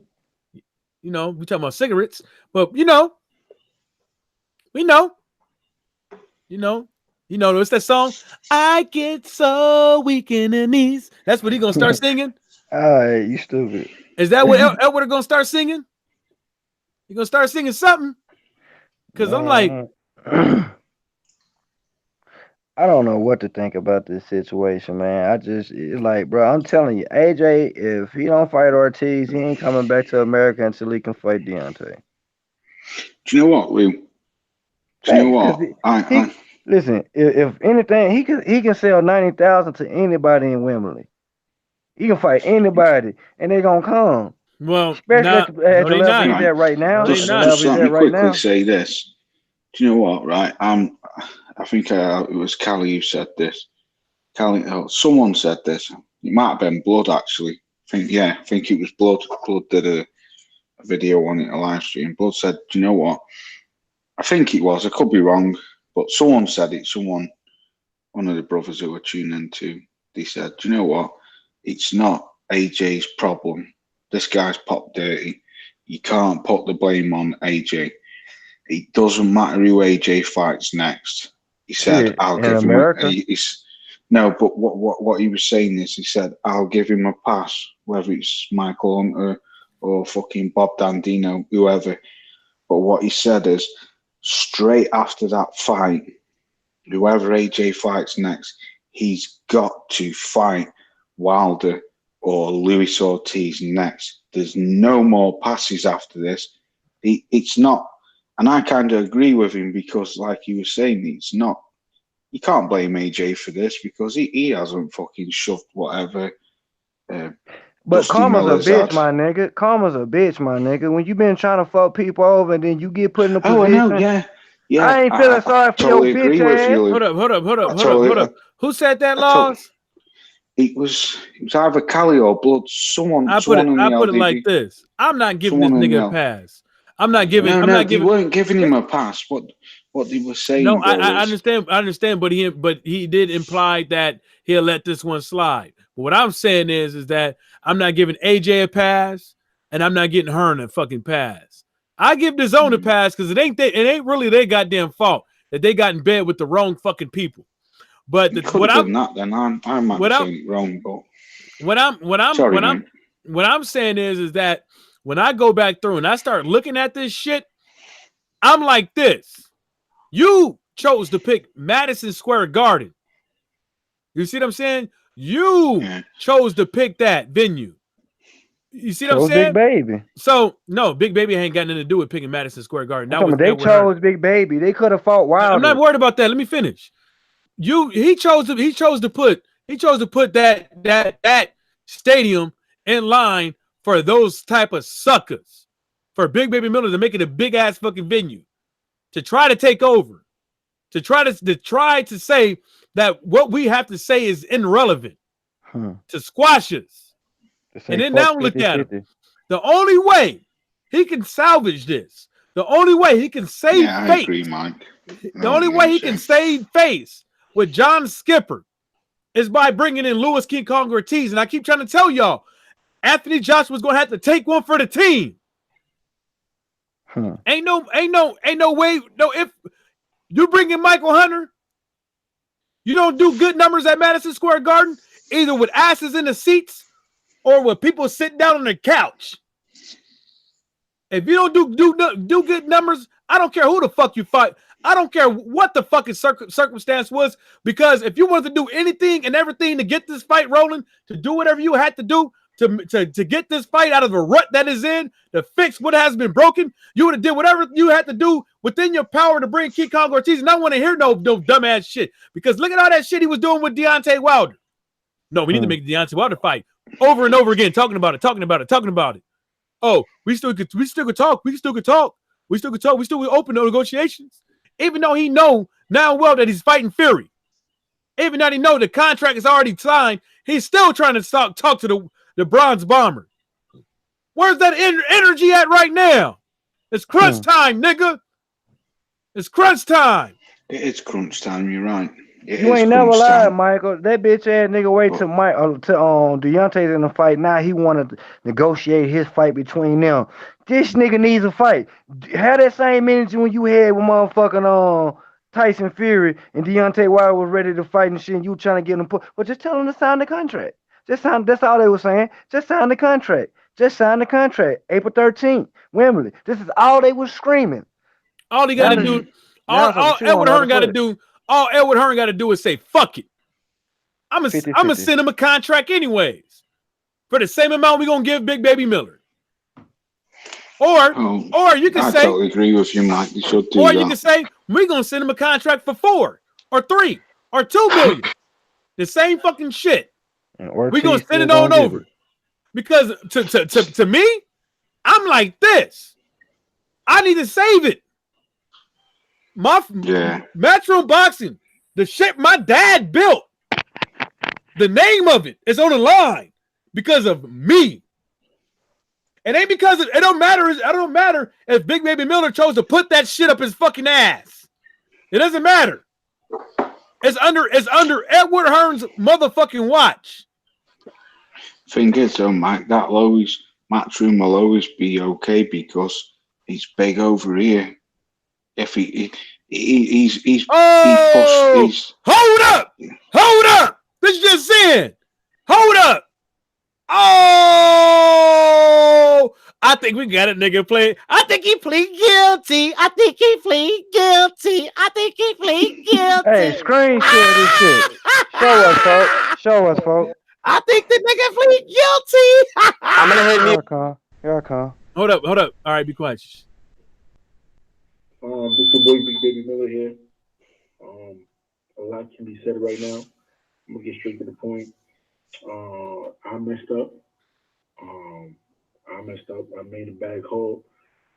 A lot of ways to handle the situation, I handled it wrongly, and I'm paying the price for it. I missed out a big opportunity. Fuck you. I'm hurting on this side. You know, my heart is bleeding right now. I hurt my family, my friends, my team, my supporters, but I'm gonna own up to it. I'm gonna deal with it. I'm gonna correct it. I'm gonna come back better, and I'm humbled by the experience to understand, you know, how to handle certain things, man. And I'm gonna leave it as that. You know, I love you guys. Fuck you, fat bastard. And, you know, Fridays we go through a lot, and I don't want to make it. Is L5 player crying? That nigga crying. He laughing, man. Oh God, he cried. I was laughing because everybody was all quiet and like fucking Big Baby Miller was giving his explanation, and then like I hear a British accent like "fuck you" like in the midst of it, like.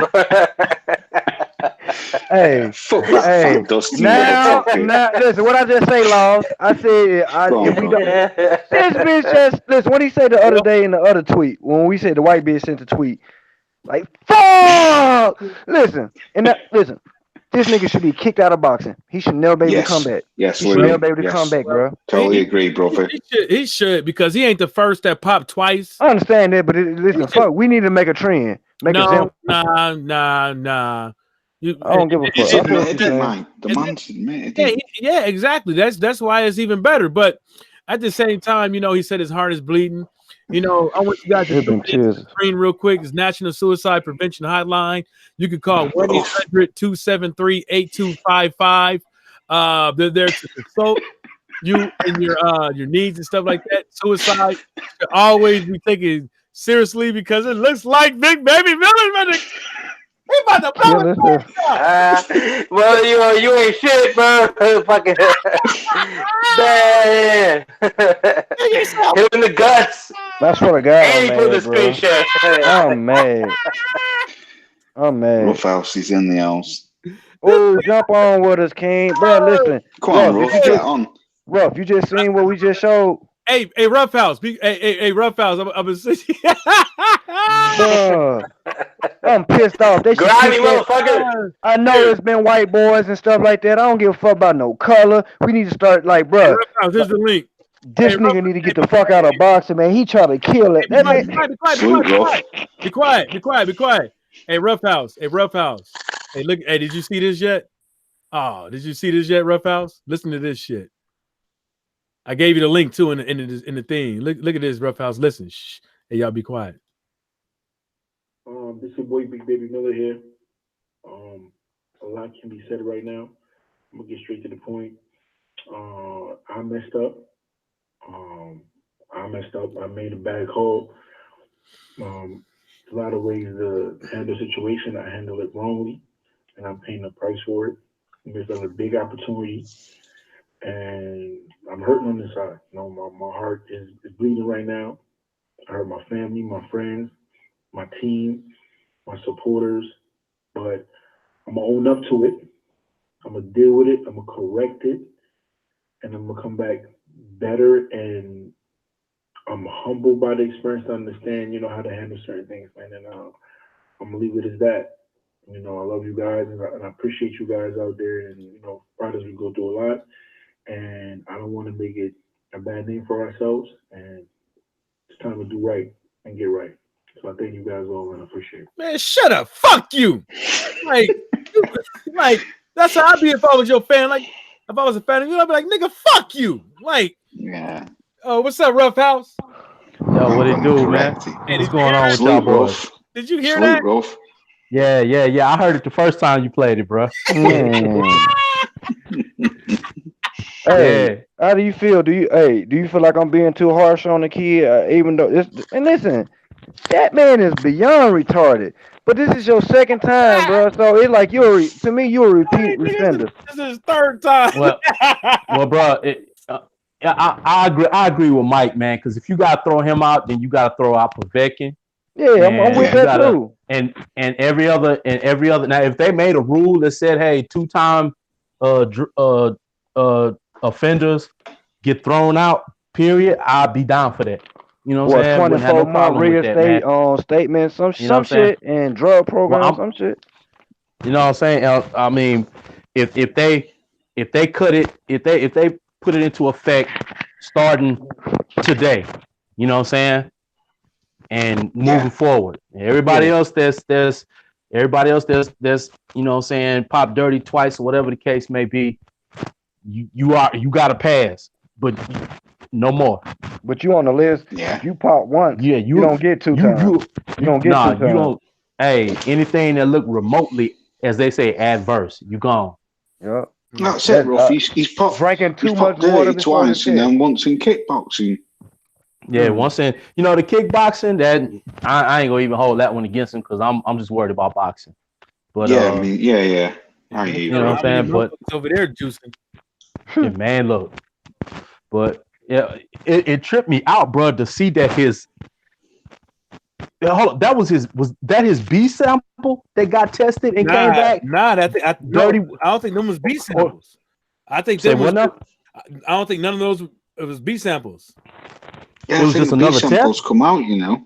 Because like when those aren't B samples. Those are just like random testings that just happened to come back, and now all the testings that he just had, now they're starting to come out. Because so basically they may have been additional tests outside of this first one that was fucked up. I just sent it to World Breaker. He probably gonna laugh if it is because he tried. Yo, and then he popped dirty for something totally different than the first one. That's what was crazy to me. No, all three of them different.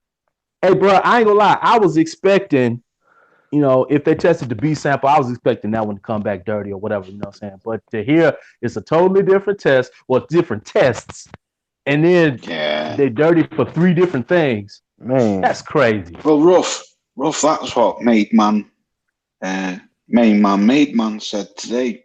He said, forget about the fucking B sample because this brother's popped dirty for 2 different things on the first test. He says, if he's got this and that in his body, what do you think his B sample will come back like? Oh yeah, the B sample is coming back, you know what I'm saying, radioactive. Yeah, exactly, Ruff. Exactly, Ruff.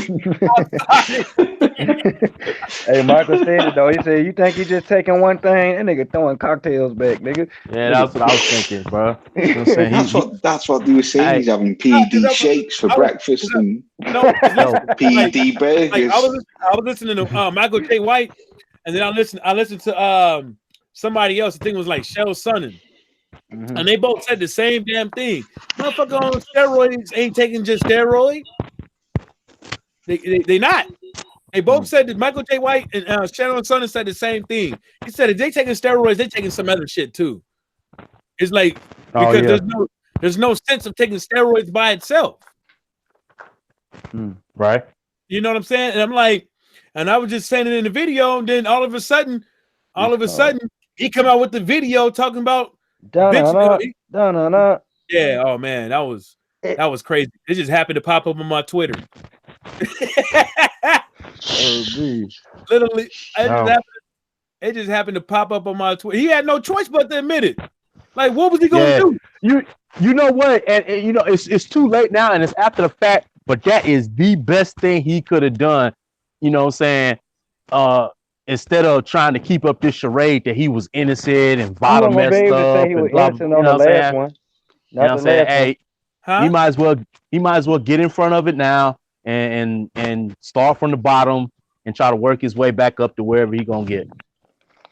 Yeah, but it was no way he was gonna be able to say that. Like, go look how the E on the EPO, whatever this shit called, bro. You can take it like you can take it orally, but it's really for a woman. It says oral vaginally, or it says mostly taken by athletes by ejection. What they were saying was like you could put it and absorb it in the vagina, like you could put it in your ass and absorb it. Yeah, yo, peace to Nitty G in the chat. Salute, Nitty. He was out. Yo, I said, "What's up to him, man? He out already?" Yo, it's crazy, man. Yeah, I mean, I just can't wait to. You know, everybody gonna go in on his ass later with this thing.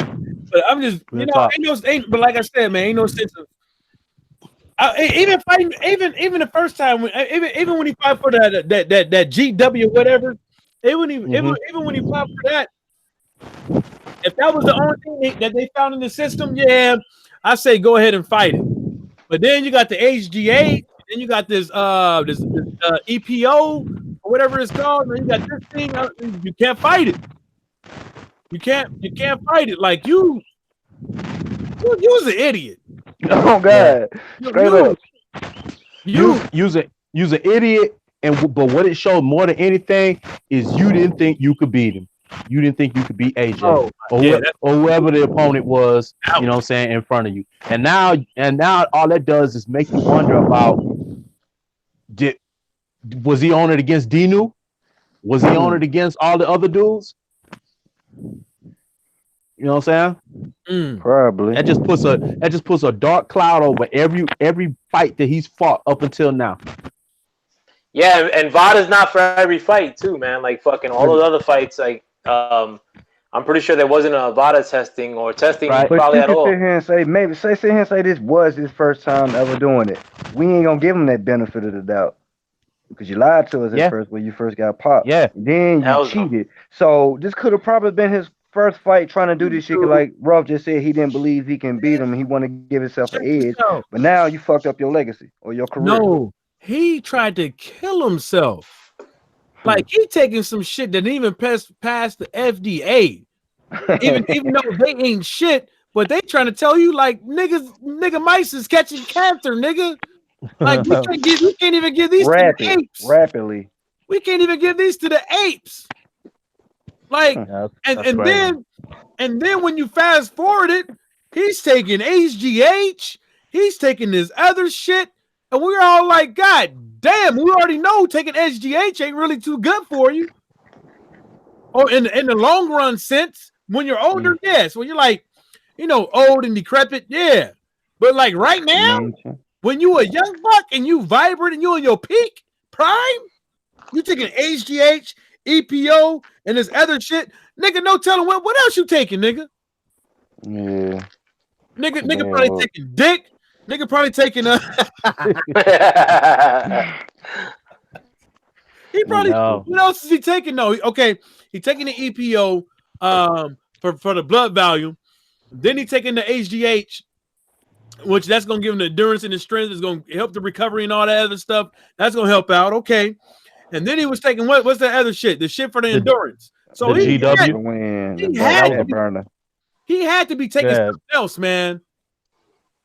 And you know what's killing me? I'm tripping off by this dude. Why you trying to burn fat? That was your advantage in the fight. Do you think him trying to come quiet is for him to try to get him stop taking them tests? Because I think you said like each test they keep finding shit. You think they finna stop testing them? No, these tests already came. These tests already came and passed. Oh, okay. Like these tests already came and passed. See, most of the time, like the results the UCLA, I think does these ones. I think the UCLA does these ones, right? Oh, really? Yeah. When I was reading Wilder's case, them was all UCLA drug. There was all UCLA labs for VADA, and so some of these colleges do it, and some of these other entities do it because it's too much piss too much piss and blood to test. You know what I'm saying? And so this dude, oh man, I hope your mama will give you a nice beating when you get home. Hey, and the kind of answer what King was asking, bro. The only thing that this is gonna do is make VADA and all these other testing agencies more diligent, bro. Oh, It's gonna make them go harder. You know what I'm saying? Because right now they having a celebration over at the VADA Willie headquarters, bro. Monroe, motherfucking You know what Big I'm saying? Baby. Man, that's the second nigga they hit in New York. Oh, damn. Yo, they having a celebration at the headquarters, that's at right. the main office right now. You know what I'm saying? Because all that does is that validates their existence and why they're here. We got one. Yeah. Actually, it ain't valid. Actually, the drug test ain't valid until they make sure they well, the only way you would figure that out if they went to court. Because I'm saying it validates their existence, VADA's existence and what they're here for. Oh yeah. You know what I'm saying? Hey, absolutely. If they wasn't catching nobody, and nobody was pissing dirt, let's just say everybody was doing the right thing, and every drug test that VADA, issued or whatever, came back clean. Pretty soon, people will be like, "Why are we paying? Well, what is VADA here for? Yeah, why are we fucking with VADA? They don't ever find nothing, But now they catching people, so it's like, yeah, VADA, But check this out. Conflict. You know how it is in the military rough house. If they fuck up anything with the piss test, it's voided. It's like nothing. Oh, the nigga wasn't watching you. He didn't watch your dick at a 90-degree angle. Nah, it's voided. Yeah, you know what I'm saying? Hey, you know what I'm saying? Your one digit of your social security number is wrong on that label. No comma. Hey, pour it out. Nah, you could piss hot. You could piss hot, still sign to come back, your name wrong and shit. Oh, that ain't mine. Yeah. Pour it out. That ain't mine. Oh, I remember this. I did a nigga rough house. The nigga put his piss on top of the urinal, right? And he was going to zip up and shit. The piss fell in the urinal. And like right when he zipped up, like I got in the quarterback stats, like, nope, nigga, you gotta pick it up. You gotta pick it up. You gotta pick it up. You gotta pick it up. Pick it up. That nigga had to dig in the urinal, pick it up. I was like, you gotta pick it up. You gotta pick it up. He's like, but it got piss on me. No, one thing about it, even when it hit that water, it's fucked up. It's fucked up at that water because I'm telling you, I used to drink a gallon of water before my piss test, and the test would come back diluted because it's not saying that it ain't showing what's in my system. And they ain't finna pay the money for the blood. That's Mississippi. I knew that. So I just had to drink a whole bunch of water. He didn't have to pick it up. I just didn't like that motherfucker. I don't like. I despise grown ass men that go around just tattletelling. I despise it. And this ain't in boot camp. This is just taking care of reservists. I'm like, I fucking despise that shit. Like tattletelling ass niggas. Like, it's disgusting. Hey, Mike. Hey, can I say something, man? That's kind of off the subject, but then kind of on the subject. Hey, man. Hey, bro. I just got my promotion orders, man. I just got promoted yesterday, man, to staff sergeant. So that's what's up. Man, that's what's up, man. Now you can donate us some more money, man. Right. Okay, cool. First, SSG. I need that in my life. SSG, my man. Good luck. Yeah, man. Appreciate that, good man. Shit. That's some good shit. So you had to go to the board. What's that? I submitted, right? Well, I'm in the reserves now. Active duty. I was already promotable when I left active duty back in 2015. I've been to the board and everything. You know, I did ALC, all of that stuff. I was complete on everything, so I was promotable when I had promotable status when I left active duty, going into reserve. So you in the Army, right? On the reserve side, yeah, Army Reserve. Yep. And when I see them Army dudes, man, I was wishing I was in the Army, man, because I'd be like, I love to cuss out some of these motherfuckers like this, like. God damn shit! These motherfuckers, you know what they do? They ain't gonna tell. The first thing they do is go tell. And they be like, you can't be doing that. You need to go back and apologize and apologize. Yeah. I hate doing that shit. I had to go apologize to a nigga for cussing him out. He was like, you need to go apologize. I was like, apologize for what? He was like, you cussed him out. I was like, yeah, I did. He was like, you can't be doing that shit, man. He's like, you know, the first thing they're gonna do is go fucking tell on your ass. Yeah, man. We in a kindler, gentler society now. Yeah. You know what I'm saying? Then he like, what do you think I got to do? I got to tell you to go apologize. Because if I don't, then what he gonna do? He gonna go tell somebody else. Get No, recommended. nigga, they snitch. That's good. Man, shit. You see I how bet- fast Big Baby Miller? You I see would how have made fast that Big Baby nigga Miller? grab some shit. I Look, would have took a look. dump in that toilet and made him. Look, check this out. Did you not see how fast Big Baby Miller found out he got popped for a third time? He came out and made a video. That's how Yeah. quick they snitch on your ass. I believe. That's how quick. Yeah, he had no choice but to try to get in front of this, man. I mean, it's already past him, but he did the best he could do was to come out now. The whole year. That's gonna follow him for the rest of his career, bro. I think he'd be okay, man. He's the only one that popped, but it will. I mean, Lucas Brown got a belt, and the next day he popped, and they got rid of his ass, and they still call him an ex-world champion. You know, Big it just Baby depends didn't on have who no you fight for. championship, and he was nothing but like a up and comer. Really, this is his No, big shot. it's going to depend on who he fights for. It doesn't matter whatever he took right now. He's going to get suspended for a year.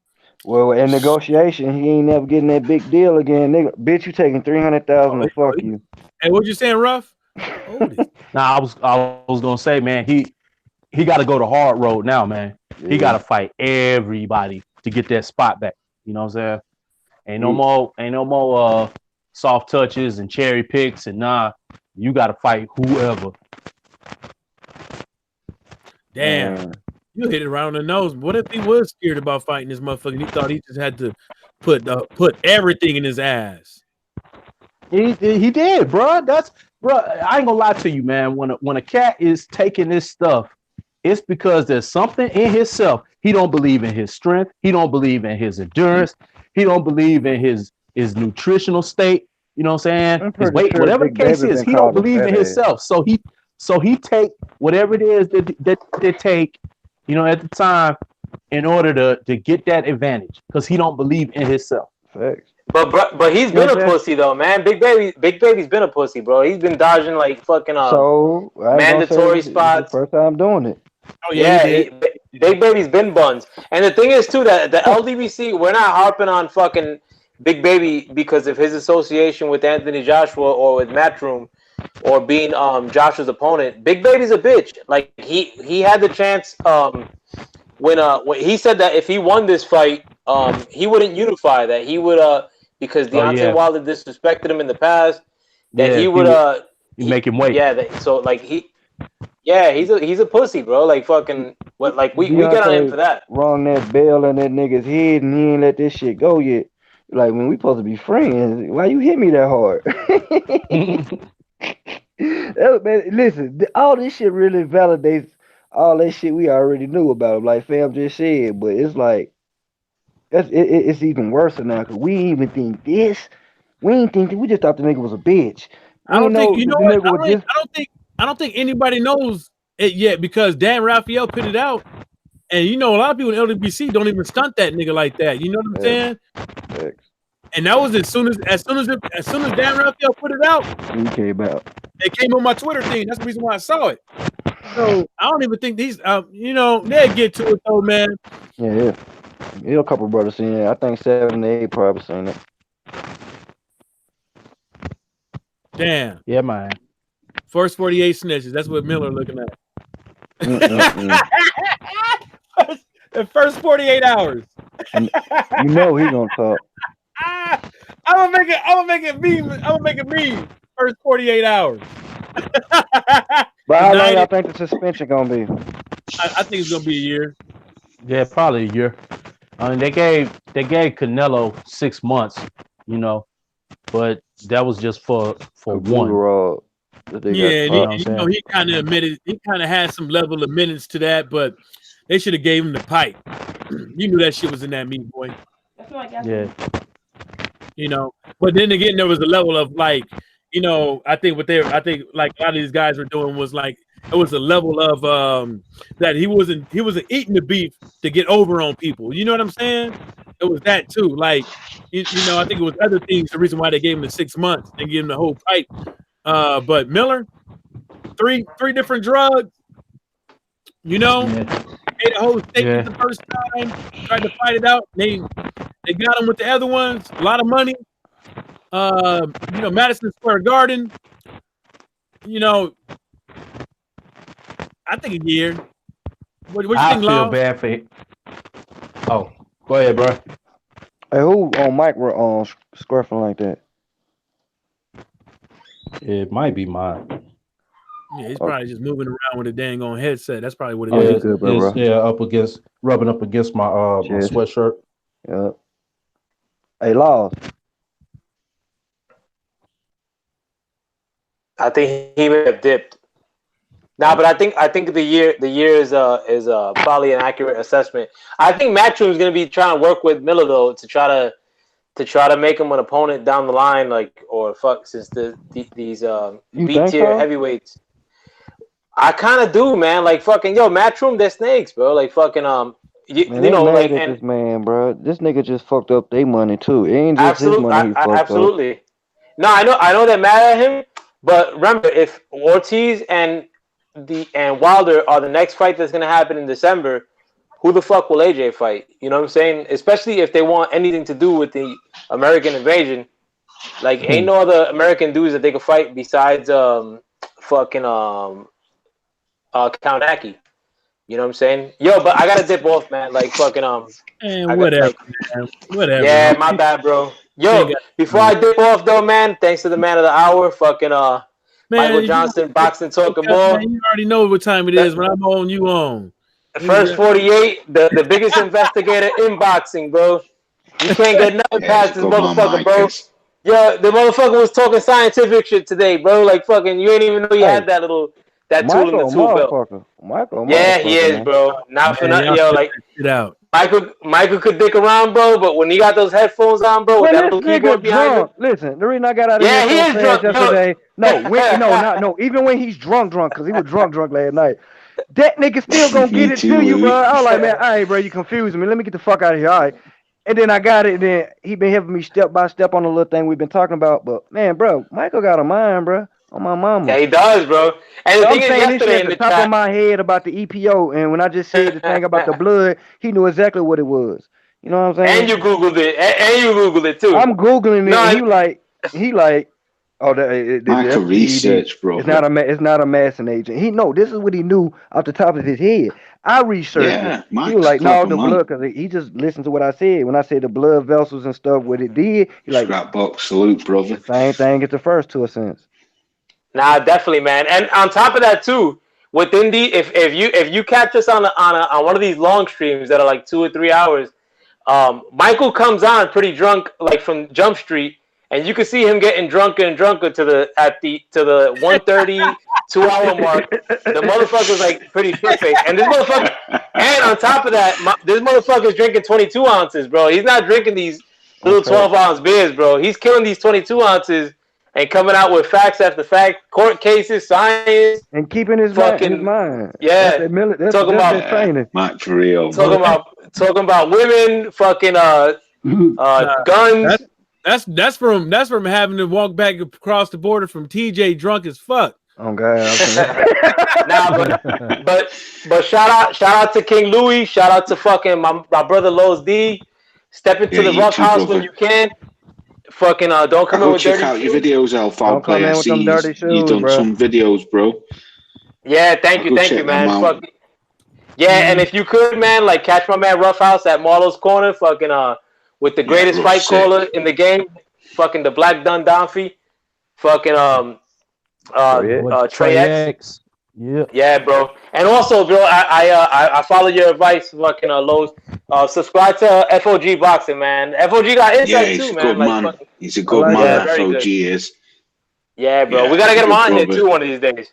Yeah, I've been sub to him for he don't really time, be on until like late at night and shit. Like when I used to go on live, he always in my chat, always. Yeah, y'all gotta stop that late at night shit, man. Y'all be trying to get me fucking murdered, man. Like, oh, you still down there? You need to come up here and go to bed. Like, you didn't even recognize me when I came home. Like, y'all be trying to get me killed. Yeah, you right. On God, my wife do the Yeah, same man. thing. That's Now why you say I bring ain't him been on on like though. that.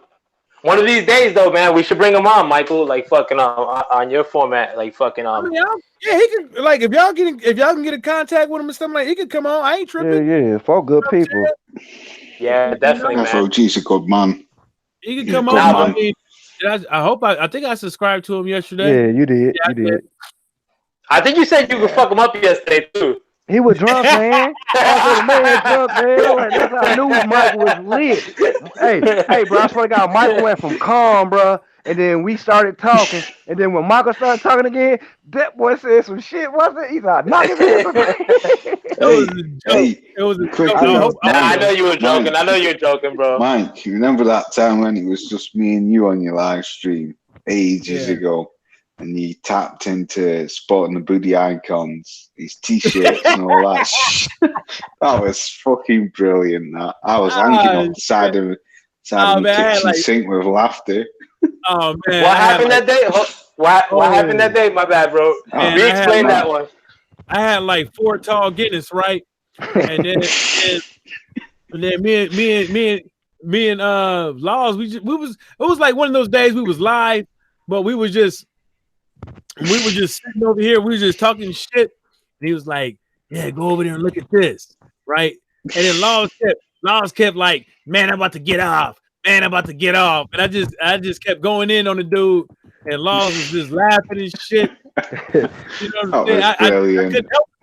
I couldn't help it because as soon as I saw his clothes, I was just like, man, if you don't get this nigga up out of here with this bullshit, talking about come on over here and buy my new t-shirts and my cum mugs and come on, man.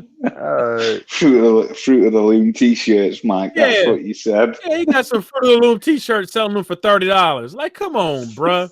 But I want to top it up with Ruff, because like that day Ruff was on, I didn't even get to talk to him because I was in and out of traffic and shit. Ruff, what's your opinion on Tank, bro? Tank, we got more faith in Tank than Tank got in himself. If you talk about Tank versus when it comes to Loma, and I think I said this on Mike's live stream the other day, man, Tank, that's so disappointing that Loma sitting here. Every time Loma mention your name, Tank gets spooked. He's shook, and when people ask him anything, Ruff. Yeah, and when people ask him anything regarding Lomo, man, you hear stuff like, "Who said that? Who gonna fight? Who gonna fight Lomo? Why y'all trying to make me fight Loma?" You know what I'm saying? It don't even remotely sound like a fighter. You know what I'm saying? You supposed to be a warrior, gladiator. You know what I'm saying? Killer. And tell me if I'm wrong with my every time this man name come up, bro, it's like you put on a pair of panties and a skirt. But this is my assessment of the thing. I think it like this here. Just put it like this here. You're a young cat, and then Floyd Mayweather tell you and take you under his wing, and also tell you that you're gonna be the next Floyd Mayweather. Do everything I say, and he also say, because you gotta understand when it was one fight. I think after he fought that little bum ass nigga he just fought, he said, "Yeah, I'm being advised right." Floyd told AB not to fight. What's the boy name that's coming back right now? That knocked didn't knock him out, but put him on the ground and gave him the chicken legs and shit. The chicken legs. What's the dude name? Who's that? The Mexican fighter. The Mexican fighter. The one Floyd came back and fought. Oh God, yeah, you got me there. He going right. He's coming back right now. He losing weight. He's coming Madonna. Madonna. Yeah. Tank came out his mouth in the interview and said, Marcus "I'm being advised right, and I'm going." I think like maybe Tank at one point thought he can fight Loma, and they told him some shit and probably put some doubt in his mind. Really, I don't know, bro. I think Floyd don't want. If you want to be better than Floyd, you never gonna be under Floyd being better than him because he had never allowed it.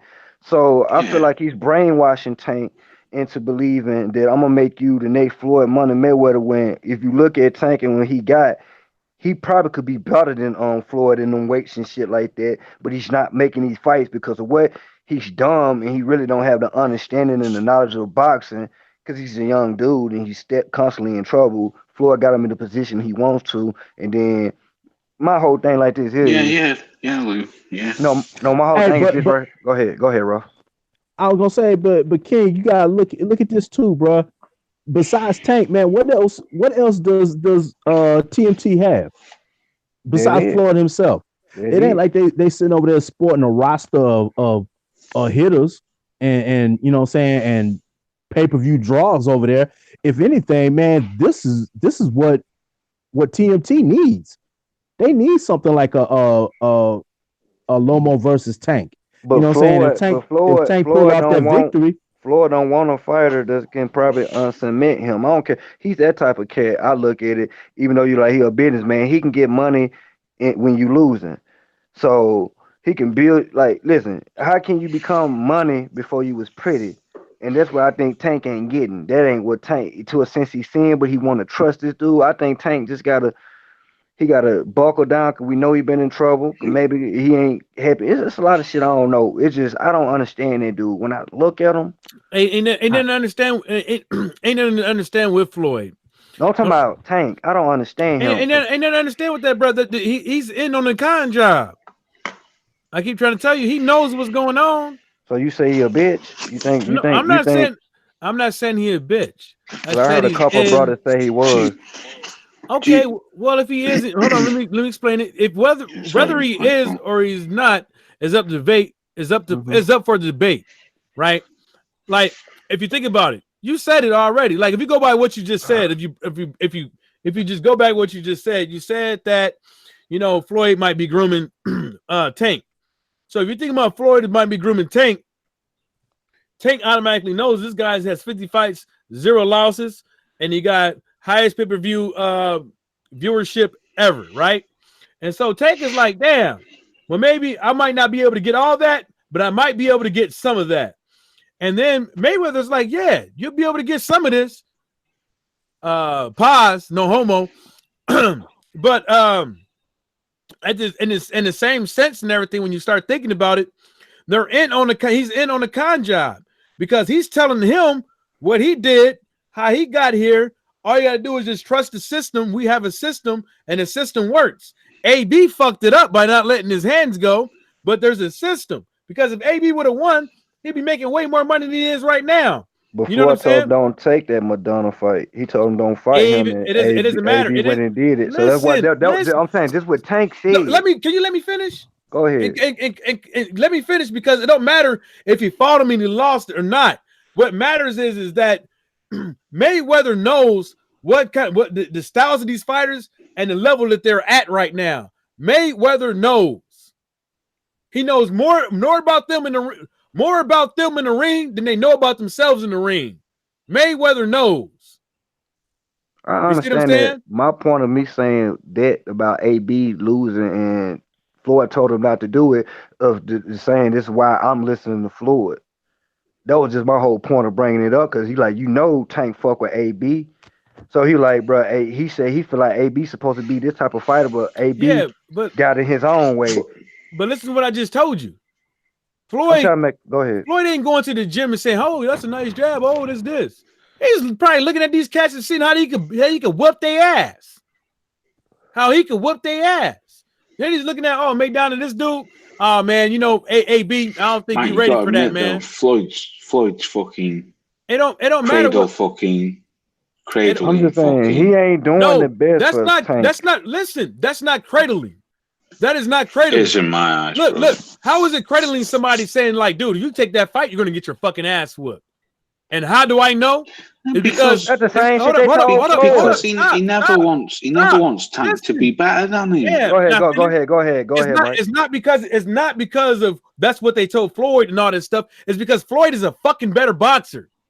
Floyd knows what the fuck he's talking about. He Floyd might not team told him when he was young that he was taking fights he was wasn't ready for. It don't matter. It don't Same matter. Shit he trying to tell this boy. It don't matter what Floyd was doing. They not Floyd. Listen, Floyd God, my nigga. Floyd ain't God. I didn't say Floyd's God. I said they're not Floyd. So you can't compare them to Floyd when they're not Floyd. They didn't grow up the same way. How can a man tell you that you're not ready? How can a man tell you that you're not ready, but when somebody told him that, he proved them wrong? Easy, Man. because he got his ass whooped and that proved it. He didn't. Right, Floyd ain't okay. never lost. I didn't say Floyd. That's what I'm talking about. How is Floyd telling Tank he's not ready for It don't Loma? matter. It don't matter because at the end of the day, But when they told Floyd when he was coming up that he was taking fights too soon. Let me tell you why. Who was some of the people that was telling him that was taking fights too soon wasn't even in wasn't even in his fucking camp. Some of the guys in his camp that was saying that, yeah, they were probably right for their sense, or they were probably worried or something like that. But at the same time, he didn't know that nobody knew who was gonna fucking win. Nobody knew he didn't fucking win. Floyd is telling him, as the type of boxer that he is, with 50 and 0, telling with the guy with the blueprint, telling him, advising him on what he should do with his career, and AB didn't do it, and now look at him. Hey, but let me say this, bro. I hear what you're saying, and I agree with you to an extent. But the fact that Floyd told him, hey, don't fight Madonna. Madonna might whoop your ass. You know what? On the flip side of that, a lot of the responsibility of that L goes on AB for not being focused, for not training as hard as he should have. You know what I'm saying? For not being 100% dedicated to the craft. He was too busy out there in the strip clubs, throwing money around, you know what I'm saying, slapping people at Kmart's and Walmart, you know what I'm saying, at the cashier line. And you know what I'm saying? He was in court as much as he was in the gym. You know what I'm saying? And who's to say, it's all hindsight, and it's all, hindsight is 2020. But who's to say if that dude wouldn't have just 110% dedicated himself to getting ready for Maidana, that he wouldn't have beat Maidana. But he wasn't anywhere near 100% ready for that fight. So a lot of that L, Madonna was a dangerous fighter. I honestly believe that he's talking to me, Mike. He's talking to me, Mike. Tools and he had the tools and the skills to beat Maidana if he would have been focused. That's not my point, Ruff. My point is this, but let me bring it back around. Go ahead. Let me bring it back around. So that being said, I'm feeling King when he's saying, sometimes, man, even when your advisor tell you, hey man, you don't need to take this fight, you might get your ass whipped. If you believe in yourself, then bet on yourself and go out there and prove them wrong. So the next time the promoter or the advisor or the manager or whoever will be like, okay, hey, you know what? Yeah, you proved me wrong the last time. You know what I'm saying? You got yourself ready the last time. Fuck it. Go ahead and get him, whoever the next opponent is. You know what I'm saying? So yeah, Floyd was probably like, nah. Floyd was probably looking at him like, man, this dude, he ain't putting in everything he needs to put in, you know what I'm saying, to get ready for this fight. You know what I'm saying? I already know what type of mind state AB got. But not knowing that this young nigga's what I'm doing to get ready for these fights. This young nigga's a beast. And like I said in my last videos, like I said in my last videos, the same thing that you said, Rough House. Like these cats, like they got something wrong with them. Like when I was talking about, like I was like everybody on Gervonta Davis this last year, and look at this year. I'm like, these niggas got something wrong with them. Devontae need a father. He need a real father. Somebody that ain't trying to take something from him. Can I finish? Hold up. That's not what he needs. That's not what he needs. Yes, no, he don't even need that. See, what people don't realize is, man, when you get cats like him, you get them from these fucked up neighborhoods and stuff like that. What you can't do is they will always be that guy in the hood that would be quick to knock a nigga out and stuff like that. But the thing about it is, when they come around these rich people and into another type of society, to where where they got consequences and people will snitch on you in law cases and all that stuff, you can't go around doing that shit. And that's what this whole time he's been figuring out, that music that he's listening to in the club and the way he was acting and all that stuff is no longer. That's still you, but you are in a whole different realm that you can't act like that no more. And Mayweather, he sees it in these guys all the time. Like these guys, they can have anything they ever wanted. They could probably be undisputed. They can have this, that, a third, but they won't even put in the work. Exactly. Hey, I'm gonna tell you what Tank need, man. Tank need a reality check, and he needs to decide for himself. He needs to decide for himself. Hey, do I really want it all? And if he really want it all, like Mike said, bro, there's a level of work, a level of sacrifice. There's a price to pay for that. You know what I'm saying? And sometimes that price is, hey, I can't hang out on the block. You know what I'm saying? I can't go to the club. You know what I'm saying? I can't be out here on social media acting all crazy. You know what I'm saying? I need to shut myself up in the gym and get ready for this dude that's in front of me. You know? I don't know Tank's lifestyle, and hold on, let me say this real quick, Laws, and I'll let you go. I don't know Tank's lifestyle and stuff like that. Just what he exhibits, he just shows a cat a lacking discipline. And when I see discipline, I feel like my son gonna have the best chance in the world because he ain't gonna fear no man. That's the first thing I'm gonna steal in him, bro, because you bleed like I bleed. It's a 50-50 chance you go, I go. With that right there, anything you want to do, you just gotta work for it. You can't get it. You ain't no shortcuts to it. If you want it, you might not be as good as the next person, but if you work at it, you'll pass them because they going out pure talent. So I see cats that's going out pure talent without no discipline, no direction. That's why I say he need a father figure, somebody that don't want shit for him, that just want the best for him. And I don't think nobody around Tank like that. That's what I think he needs. Check this out. Check this out. There's been many people that joined the military and got a fucking reality check. They end up finding out that shit ain't sweet. It might not have been right away. It might have been years down the road, but they got their fucking reality check. Hey, it might have been their first deployment. Exactly. Not working out like they're supposed to and getting that fucking heat. They get a reality check. They end up figuring out why we do certain things that we do. It might sound fucking stupid. It might sound dumb as fuck, but there's a reason why your ass should be running a couple miles. There's a reason why your ass should be exerting yourself to a certain point to where you damn near drenched yourself. Because when you get up over there, or you get on these boats, or you get on these lands, when it ain't the conditions that you used to, when the motherfuckers that's you fighting is used to it, you on a home team advantage, home field advantage, and they running circles around your ass, and your fat ass can't do shit about it. There's a reason why you need discipline. There's a reason why you should have a level of fucking commitment to the job that you have.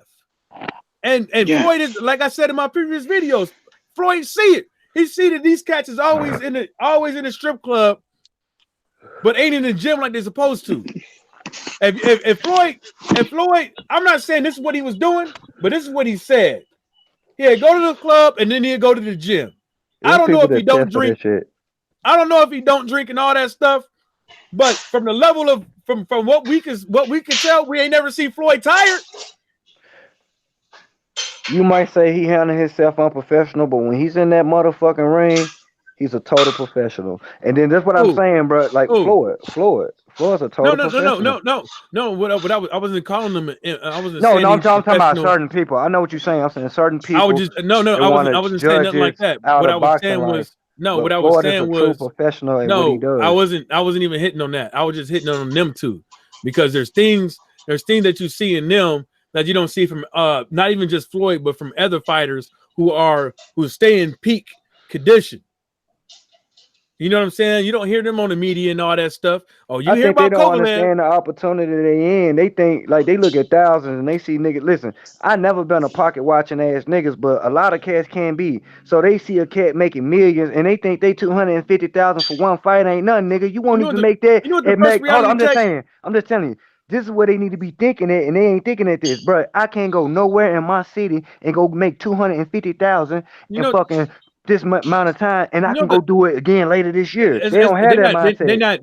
They're not looking at it like that. I can tell you why. They need to. The first reality check I could say that they had was having kids, because at the end of the day, they don't want to go from having all this money with these kids and having to go back living in the fucking hood. and the projects. I mean, slow They're down. not looking at that money like that because we could make an assumption that AB already felt after making the millions of money that he might not be able to keep his lifestyle like he wants to. You see what I'm saying? But now when I'll we start fight in 6 months if you give me 350,000, nigga, guaranteed. Nigga, I swear to God, I will get in the best. I won't smoke a cigarette. I won't drink no Douce. I won't, man, bro. It's like, bro, it's a different. I just know I won't be able to make that money this year unless I go do some dumb shit. This is something that I can go do something, be positive, and then continue on what I was doing, or make this a future. For a cat that's this far up in it, it's no excuse to sit here and say, you don't think Tank made an M yet? whether he made it, go I ahead, say Law. something quick? Just jumping on this conversation, I hear what both of you are saying, but me personally, I feel like Mayweather's cradling him a little bit, and the reason why I say that is because, yeah, I know what Mike's just said. Yeah, Mayweather knows what all these cats are about and all shit like that. Tank is what I'm led to believe about Tank. He's from a broken family. He's from a broken neighborhood, and Mayweather took him under his shield and got him into boxing, blah blah blah, and all this, that, and the other. And Tank's got a wild reputation, hasn't he? But I feel like Mayweather. Me personally, I feel like Mayweather is protecting him, but he should let him.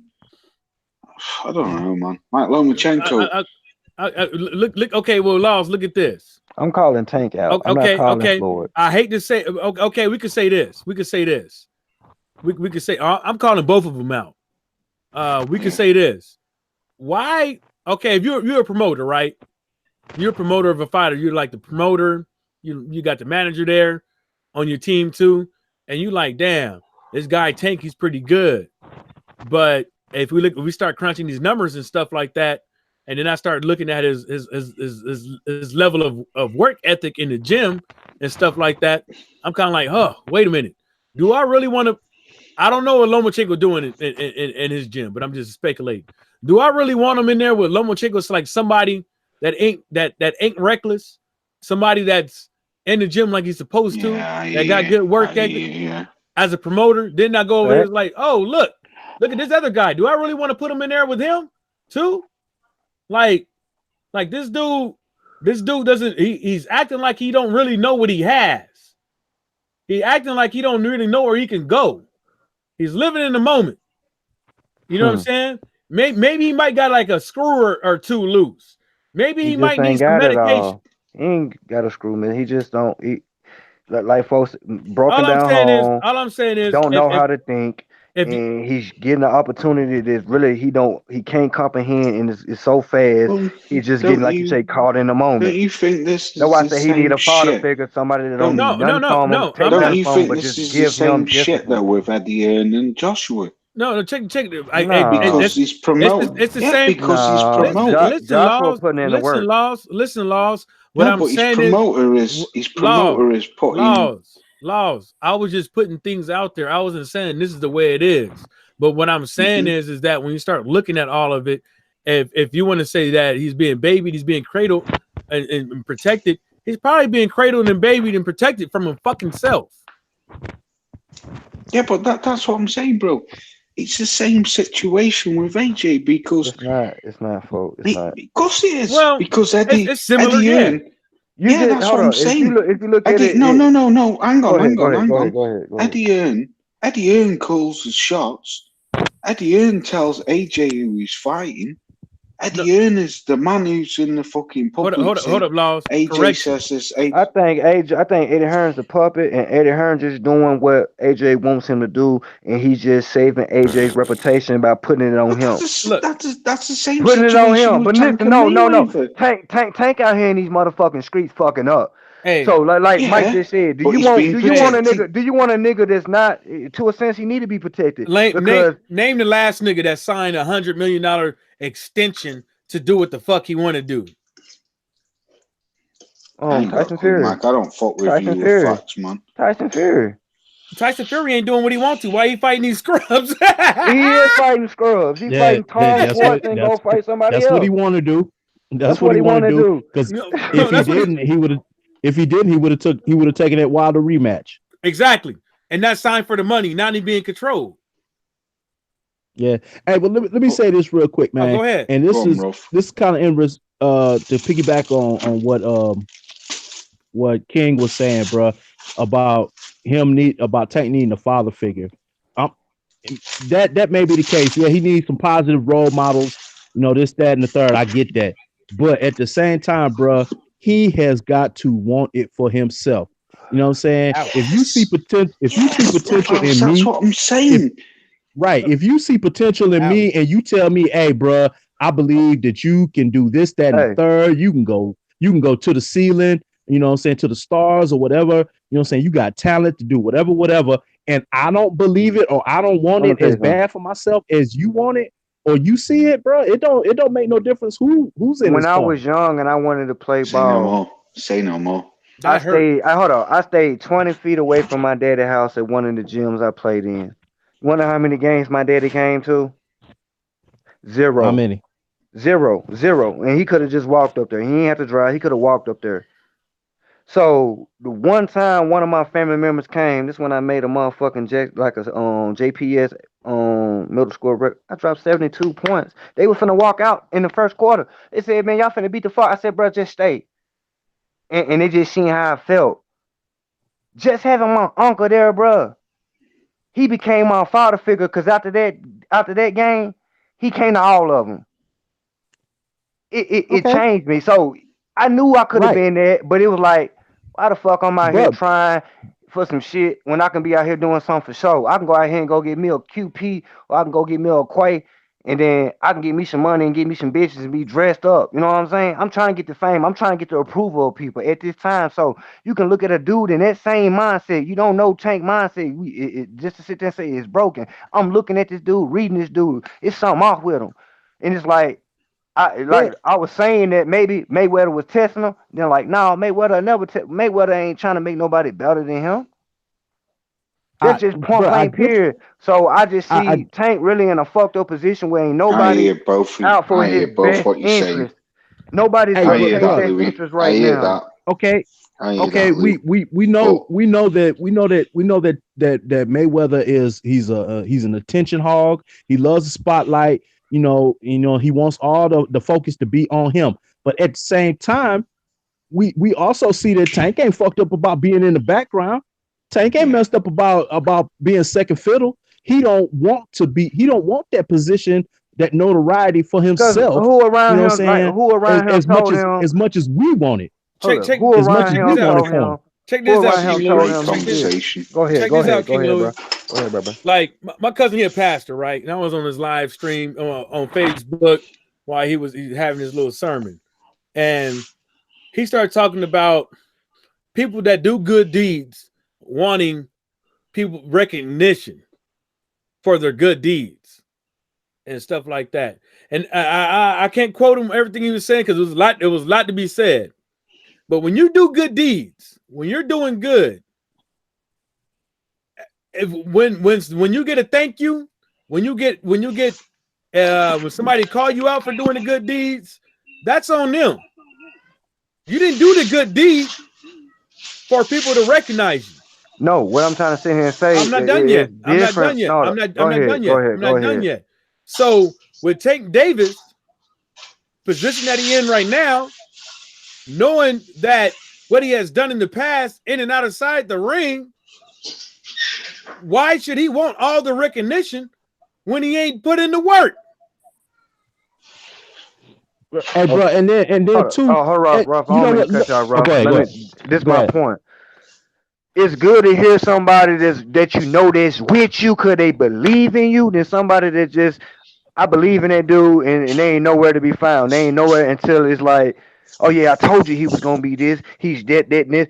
Where's the nigga that I don't feel like these cats is involved in Tank? Look at his talent. So you telling me Floyd and them is doing everything in their power and they ain't got no egos attached and sitting here to try to make what's best for Tank happen? What's best for Tank? No, they not. I don't feel like that's the case. I feel like it need to be somebody that's gonna be involved in this dude's life that's gonna keep him on track. Somebody that's gonna show him that they care. Cause ain't too many cats. I mean, they do don't Yeah, care but about Tank. Lee, Just like that's what I AB, said he to you gonna go to before, Tank, bro, and about him from being Tank he gonna go to cradled. somebody else, bruh. Devin ain't Bruh, even whoever the fuck. Tank is a grown ass man. You And know what I'm saying? that's the It fault ain't, he it gets ain't, for being the age where hey, he is without the intellect that he has. bruh, Tank is a I can't grown hold it against ass him. I get man, you that. bruh. You know what I'm saying? Hey, you know what? Let's look at the other side of the other side of the coin to this story, bruh. Mm-hmm. Who else is calling out Lomo right now? Teofimo Timo. Lopez. Teofimo Nobody's Lopez. And you know saying what? Exactly. And Bob Arum even said out of his mouth, nah, we don't want that for him right now. Teofimo's like, man, fuck that. Hey, I want Wouldn't that even let him in the smoke. ring, Ralph House. Yeah, Wouldn't even let hey, him in the ring. you know what I'm saying? Hey, Teofimo was like, hey, man, I whoop that dude all across the ring. I believe in myself. You know what I'm saying? That's what I'm saying about Tank. Tank doesn't have that. Now, whether it's because look at Tank and look at of the Timo. role model, whether it's because of the role model or the father figures or whatever, you know, I don't know what the Timo look like I he don't know got a what the stronger reason is. team around him? I'm just I I look at these boys inside and outside I ain't gonna boxing. lie. Timo I'm not team gonna lie. looks solid. I haven't even looked at T.O.'s team. Timo But I'm team looks talking, solid. but They you know, they but running down trolls and everything, bro. I'm telling you, like, it bro. don't matter. It don't matter because if T.O. didn't want it for himself, Exactly. it wouldn't be happening like it's happening. T.O. want it more than anybody else in his team want it for him. T.O. wants it. T.O. believes in himself. Tank And that's don't the only believe, bro. that's the only Like- flaw Tank has. Like, That's look what at I'm Mikey saying. Garcia. Look at Mikey Garcia. I'm not Look saying at Mikey nothing else. Garcia. Look at Mikey Garcia and Spence. Because you look at Tank's skill set, he got it. No, It's look just his confidence. Yeah. The confidence to get your ass whooped. And he don't have it because he listens to the niggas around him telling him he can't beat this man. No, that's not the thing. Look at what did Mikey's team say? Mikey's team was not going to take that Earl fight until they figured out a way to beat fucking Earl. Man, Mikey sit there and Mikey Garcia had to tell him. They didn't want to fight for Mikey, you're right. But Mikey came. But listen, Mikey at a point right now. He like, bro, y'all bitches don't know what I'm trying to do. He wasn't. Mikey still ain't told us what he seen in motherfucking Arrow. I know what Mikey seen in Arrow. A payday. No, they knew. They knew. This dude didn't want to risk his whole career coming in there for a payday. What's his career? The dude's making money outside of boxing. He's still gonna make money outside of boxing. I'm gonna tell you that. But the thing about it is that his team didn't want to go up in there and take an L because that L set back his fucking career. Believe it or not, he might be big and all that stuff, but look at him right now. Who is he going to fight next? How many niggas in the game were L's? What class is Mikey Garcia going to fight in next? There's consequences for taking. That man can fight at 147, bro. I'm telling you, everybody ain't gonna do Mikey like Arrow did him. And most of the top ones gonna do him like that though. And he ain't gotta go straight to the top. He just took an L. He can go 2 wash-ups, go to 140, then come back up and fight Bud. But he gonna have to fight Sean. Nigga, I don't think Sean or Bud can do him like Arrow just did him. Man, Arrow's a naturally bigger man. Bro, hey, I give Bud his props. I give Bud his props. Arrow moving up. Arrow moving up from this division. I don't see Bud going no farther than this division. Let you hang yourself like this on the live stream, bro. I love you too much. I promise I can't let you do this, bro. I can't let you do this, man. Bud beat the brakes off Mikey Garcia. He'll beat the brakes off him, but listen, Mikey would look better than he did against Arrow. He would land. He'll throw more shots. He'll throw more shots. Because listen, it would be a different type of fight. Arrow had the strength and the size, and he showed he had boxing with it. So that's why Mikey couldn't do all this shit. Who got that size and Mikey? Come on, man. Niggas ain't giving Arrow his boxing credit. Crawford. I'm giving Earl his boxing credit. That was a masterclass performance. It was boxing and his size. It was his size too, because when he didn't allow motherfucking Mikey to move. Crawford is bigger than Mikey. Crawford is bigger than Mikey at 147. Listen, that might be a good and funny thing. But listen, what I'm trying to say, Errol was bigger than Bud at 147. Yeah. So he went straight to the bigger motherfucker. So what I'm trying to say, it was that size that played that factor where he knew if I start trying to open up in these positions, this nigga can knock me the fuck out because He can box. He ain't just brawling. He's putting me in. My Errol putting that boy in position, putting him in the middle of the ring. Who was backtracking? When you seen Errol backtracking, he was backtracking into shots and still not giving up ground, getting back into position. And Errol, Mikey wasn't able to do nothing. So what I'm trying to sit here and say, I can see Mikey be able to get off certain listen. He'll get off certain amount of shots. It wouldn't be what it was against Earl. He can look better than what he did against Earl. Against Earl, it looked like he didn't belong in that division. I miss this bit. Around that dude, man. He probably would, but he'll get out more punches. Quickly, just let me, because I missed out. Louis, are you on about? I just heard you say Mikey Garcia versus who? I said Mikey Garcia don't have to leave 147 like that. He just don't have to fight the top niggas, get acclimated to the fucking division just like Bud is doing. Because Bud ain't beat nobody at 147. And if I'm just gonna be 1,000, I ain't trying to be no hating ass nigga. I feel like if Bud would have came in at 147, nigga, and went straight for Earl, he would got done the same way Mikey got done. I don't give a fuck. Listen, Mikey ran away from Undisputed. You can say, hey, but he could have done it. He unified. That shit don't mean nothing at 135. That shit don't mean shit at 135. When you leave that goddamn weight and you go to another weight, all this shit you did is just accolades. It's what you do at this weight because we know these niggas in this weight are different. Hold up. So I don't count Horn. I don't count Benavidez. It don't matter. I'm gonna count Crawford. I'm gonna count Crawford. Crawford. I'm not Crawford. I'm gonna count Khan. Yo, the thing is though, Bud captured the world title at 147. At it 140. Hey, bro, listen, Jeff Horn shouldn't even have that title in my opinion. No. Hey, Lou, he beat up Manny Pacquiao. He didn't beat up Manny Pacquiao. He beat up Manny Pacquiao. That was a robbery. He beat up Manny Pacquiao. That was a robbery. I love this. This is a great debate. Bro, I watched that shit. Me and my uncle got to talking. Let me tell you, he said the same shit that everybody on ESPN talking. Then like a couple months later, after we started cross-referencing and then making certain points, he like, bro, I never tried to. I just said this is why Jeff Horn won because he was in Australia, nigga, and then the energy of the damn crowd, bro. Listen, he did not beat Pacquiao, bro. He did not beat Pacquiao. Hold up. Okay, go ahead. Check this out. If Mikey Garcia ain't staying at 147, and the reason why is that he is going to have to fight Earl again. If he was to stay at 147, he could sit up over there, fight a couple people. The best bet for him to do is to fight Sean. He should drop down to 140. Yeah. 140 or Sean Porter. But no, you fight Sean Porter and win that fight, and you got to fight him again. I'm not done yet. And so.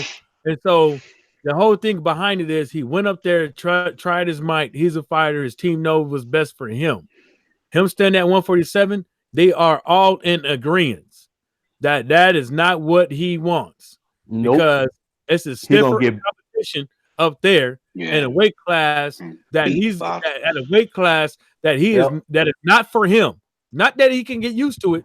It is not for him. Well, Mikey can't fight for another year. He was going to get beat up by multiple individuals at 147. Okay, I understand that. But listen, I'm going to tell you like this. Mikey need to get out of boxing for a year because, listen, he got to wait till motherfucking Timo goes back to go up to 140 and take his ass back to 135. Because, listen, if he get his ass stuck at 140 when Timo come up, bro, you can't duck that. No, listen. You can't stop another dude from moving up. No, I get that. I'm saying you wait till he move up to 140, then you come back in the boxing at 135. But what I'm saying is that like he has to do like a couple of things to put him back on the saddle. Stand out for a year ain't gonna do it because then you got to come back. That'll kill him. No, I'm saying staying out for a year to let listen. Why did he not? Why he run out of 135? It's some lions coming up at 135 right now, but they getting ready to go to 140. He take his ass. Listen, he take his ass to 140 right now. Them lions he ran from a 135 gonna come back stronger at 140, nigga. You want to get caught in that shit? He nigga, sit the fuck out. Wait till them nigga go to 140 and then take your ass to 135. You talking about the money? He went up to 147 strictly for a payday. I don't care what nobody else says. That's what I said. Yes, but check this out, bro. Hey, history shows us that normally when fighters go up in weight, especially multiple weight classes, and then they come back down, it's not kind to the cat that's coming back down. You know what I'm saying? But if you look at Mikey really didn't look like he worked out for that fight. He looked like You he said just what? he just lost some weight and then go all the way down to the weight I that tell he you fight what. at. I'm gonna tell y'all. I'm gonna tell y'all. I tell you what Roughhouse just said then is This is the fucking reason why true. it wasn't for the money. Going up to 147, it was Mike. Listen. Go ahead, Mike. Go ahead, Mike. This is the reason why it's not for the money. First of all, it wasn't that big of a bag. Second of all, look at his split. And third of all, we don't even know what he got to give up. Yeah, but if he'd beat him, hold up. That's what I'm saying. I don't think he moved up for a payday. I think he seriously thought he could beat the guy, and he gambled on himself, and he fucking lost. Okay, I disagree with you, bro. Because I say this because I don't believe there was a fight at 135, Lomo included, or 140 that he was going to make, or even Timo, he wasn't going to make the money that they made off that Errol Spence pay-per-view fight. 147, the money weight. Hold up. How much money did Mikey Garcia make? More than he probably made at 135. No, I said an estimate. Real talk. No, I said or at 140. I said an estimate. I don't know, probably 3.5. 3.5, right? 3.5. 3 point. What million? No, I probably say 6. I say 6 because he was making. I say 6. Hell no, man. He was in the teens in that fight. The teens. I don't think. It had to be 10 or more. And I'm gonna tell you why. Just off the pay-per-view numbers, I don't think they did 350. And then not only that, they knocked out the stadium pretty good. But what I'm saying is, after reading these contracts and stuff like that, and start seeing 10% here, 10% there, 30% here for the taxes, that's and all 50%. the other jazz, and all the other jazz. He ain't. And I'm pretty sure he's close with his team, so they're getting a pretty decent cut. You know what I'm saying? So even if he was to get out of it with 12, he only coming home with 6. All right, but it's still more than he ever made. Listen, he was like before that. Remember when Eddie Hearn sit there and say Michael Garcia is making what do you say, $1 million a fight? He's getting overpaid. But if he come over here, I can give him 3. He was only making $1 million. Yeah, so with that same, listen, he just sit there and made more than he was gonna fight. Listen, Loma wasn't gonna bring him no money. Timo, 147 is that money division. If he could have gotten there and stole the fight, I think the only way he thought he was gonna win is surviving. Yo, can I just say something quick? You can say it. Go ahead. I'm not talking about him moving up and what's the money class and all that stuff. What I'm saying is that when you look at it, and once we get an estimate how much they made and stuff like that, we're gonna find out it wasn't for the fucking money. The dude literally thought he could win. Yeah, the money was enticing. Yeah, the money is enticing, but he literally thought he could win. If he thought he can win, the only thing I could think he thought was because check this out though, because I'm not done yet. I'm gonna let Laws go next. I'm done.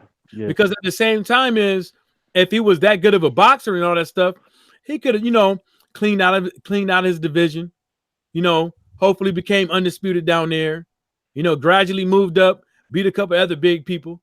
Errol Spence and Crawford was always going to be there, because we ain't going to talk about Sean Porter because eventually he's going to get there. Somebody going to snatch that belt off his waist. You know what I'm saying? Give him a free dentist healthcare checkup. Fix that teeth of his. But overbite. But when I start to look at it all, is that they didn't try to build the fight like when you look at other fighters, they try to prolong it for a year, 2 or 3, and stuff like that. They just went right on into it, and so now what we got to understand is that when this guy Mikey Garcia comes back, he's gonna have to do the same thing. But now to think about it, if he would have won, that's when the real money was gonna come in. Yeah, more money, I guess that, but still, he can always play at 147. Yeah. But I agree with what Ruff said, and the reason I'm going to shut up because I'm going to go for cigarettes. So I'm going to make this quick. I agree with what Ruff said before. Me personally, I feel that Mikey Garcia stepped up for a fucking payday, and the reason why I say that, Mike, remember when going back when it was the build up to the fight, me and you did a couple of live streams and we were saying, man, look at this guy. Look at how out of shape he is at 147. Look how flabby he is. He knew that I don't care what anyone says, but just my point of view, he knew, to me, that coming from 135 to 140 to 147, he was never going to beat Errol Spence Jr. Errol was so... Spence ain't... Listen, right? Errol Spence Jr. beat Cal Brook, right? I know Cal Brook's a fucking washed up fucking clown now and all that, but at the time, Cal Brook was one of the dangerous... He was in the top 3 147 fighters, and Errol fucking wiped the floor with him. Mikey Garcia, come on, man. You must know that. Check this out. No, hang on. I'm going to quickly just end it. Mikey Garcia always knew he was never going to beat Errol Spence. His brother said it. His dad said it. His whole team said it. No. What did they say? What did they say? They told him he was making a mistake. Oh, okay. So this is... Hang on. So he wasn't looking at the win. This is where I say, like what Ruff said, he knew he was never going to beat him. It was a payday job. And if he did beat him, then I agree with what you said before, Mike. Then, yeah, the cards come rolling home. Bro. He was never going to beat Errol Spence. I got to get on this. Like, okay, look. We all knew that Mikey Garcia... It wasn't a payday, in my opinion. And like I said, Mikey Garcia knew that he was going to have to do certain things to beat this guy because he was moving, not only because he was a skillful fighter, but that he had to move up. That man did nothing. Okay, let me finish. Who cares if he didn't do nothing or nothing? You know, but he had to get up. Hold up now. He had to get up in there with the snack attack people. He had to go to their fucking headquarters of doom and stuff like that. Hold up. And the reason why I just said it too, that you guys didn't pay, I don't know if you guys paid attention. And the reason why he did that is because he wanted to put his best foot forward on the fight, and he knew that he was going to do certain things in order to get this win. Not saying that he knew he was going to lose, not saying that he knew he was going to go up in there for a payday, but he had to do certain things to go up in there and get that win. Now, we want to say he doesn't have the body type, obviously, you know, like we would want to see a fighter in the ring that thinks he's going to go over there with snack and get big and all that stuff, but he made weight. And you know, in the time constrictions and all that stuff with how much mass you can gain and how fat to muscle ratio equals stamina and all that stuff. And so just by going by that, I mean, Laws, you can't say that was a payday. Now, even when you say that even this team didn't think he could win. There's people out there that said it before that I didn't think the person could win and this, then the third, and they come out winning. That's just because I understand that. That's just because because they know what kind of fighter he is. But we can't say that he knew he was going to lose or he had doubts and it was a payday, because at the end of the day, he didn't say it. No, he didn't, bro. But man, come on, man. Hey, let me say this, Lars. Let me say this, Lars, real quick, man. Go on, my brother. I'm going to tell you why I believe it was for the payday. For one, whatever he was making prior to fighting Spence, let's just say it was $2 million. We'll put that number out there. It was $2 million. I don't know if that's a number. I'm just using that as an example. We'll say it was $2 million. Now, if it wasn't for the payday, then he could have made that money fighting Loma. That's a unification fight. That's a big fight. And the risk is drastically decreased. He's in there with somebody that's more his body type, his size. He's in there with somebody who won't be able to do as much physical damage to him as Errol Spence would. You know what I'm saying? Who does that? Who does that for the same? Who goes up and takes that risk and takes on the potential of taking that damage for the money that you already making? You got niggas in that division ain't trying to do this. This is why I listen to your breakdowns, Ruff. Hold on, Laws. Just quickly. Hold on. If he fought Lomachenko at 135, 140, do you not think he would have made the same money what he would have fought Errol Spence Jr.? Nope. That's a big ass fight, that man. He wouldn't have made that money. He showed. Hell no, he wouldn't have made that money. Hey, Law. Yeah, and it damn sure it wouldn't have been pay. It wouldn't have been pay per view either. Hey, Because bro, hold on, Mike. I didn't mean Bud. I mean Keith Thurman. 1,000 pardons. You know this. Yes. Sorry. I didn't mean Mikey. Man, hell no, not Bud, nigga. I'm up here on some drunk shit. You know what I'm saying? I meant fucking Keith Thurman. Me too. I had to think back what I was saying, nigga. Yeah, Bud beat the fuck out of Mikey, but it was Keith Thurman and Sean Porter who I meant to say. He could have went after them if he wanted to get a title, and then beat the money. That man went straight for the big motherfucker, the nigga that everybody in that division running from, or they're trying to make the big fight with. I'm gonna leave I said it before. I say it again. I tip my cap for that dude going up against the monster. You know what I'm saying? Because it's niggas in his own division that ain't trying to do that. I tip my cap to him. I salute him for doing that, man. But the risk, and you know what? He said that Mikey and his team said we see something in Errol. They saw something based on what Errol had showed in the past.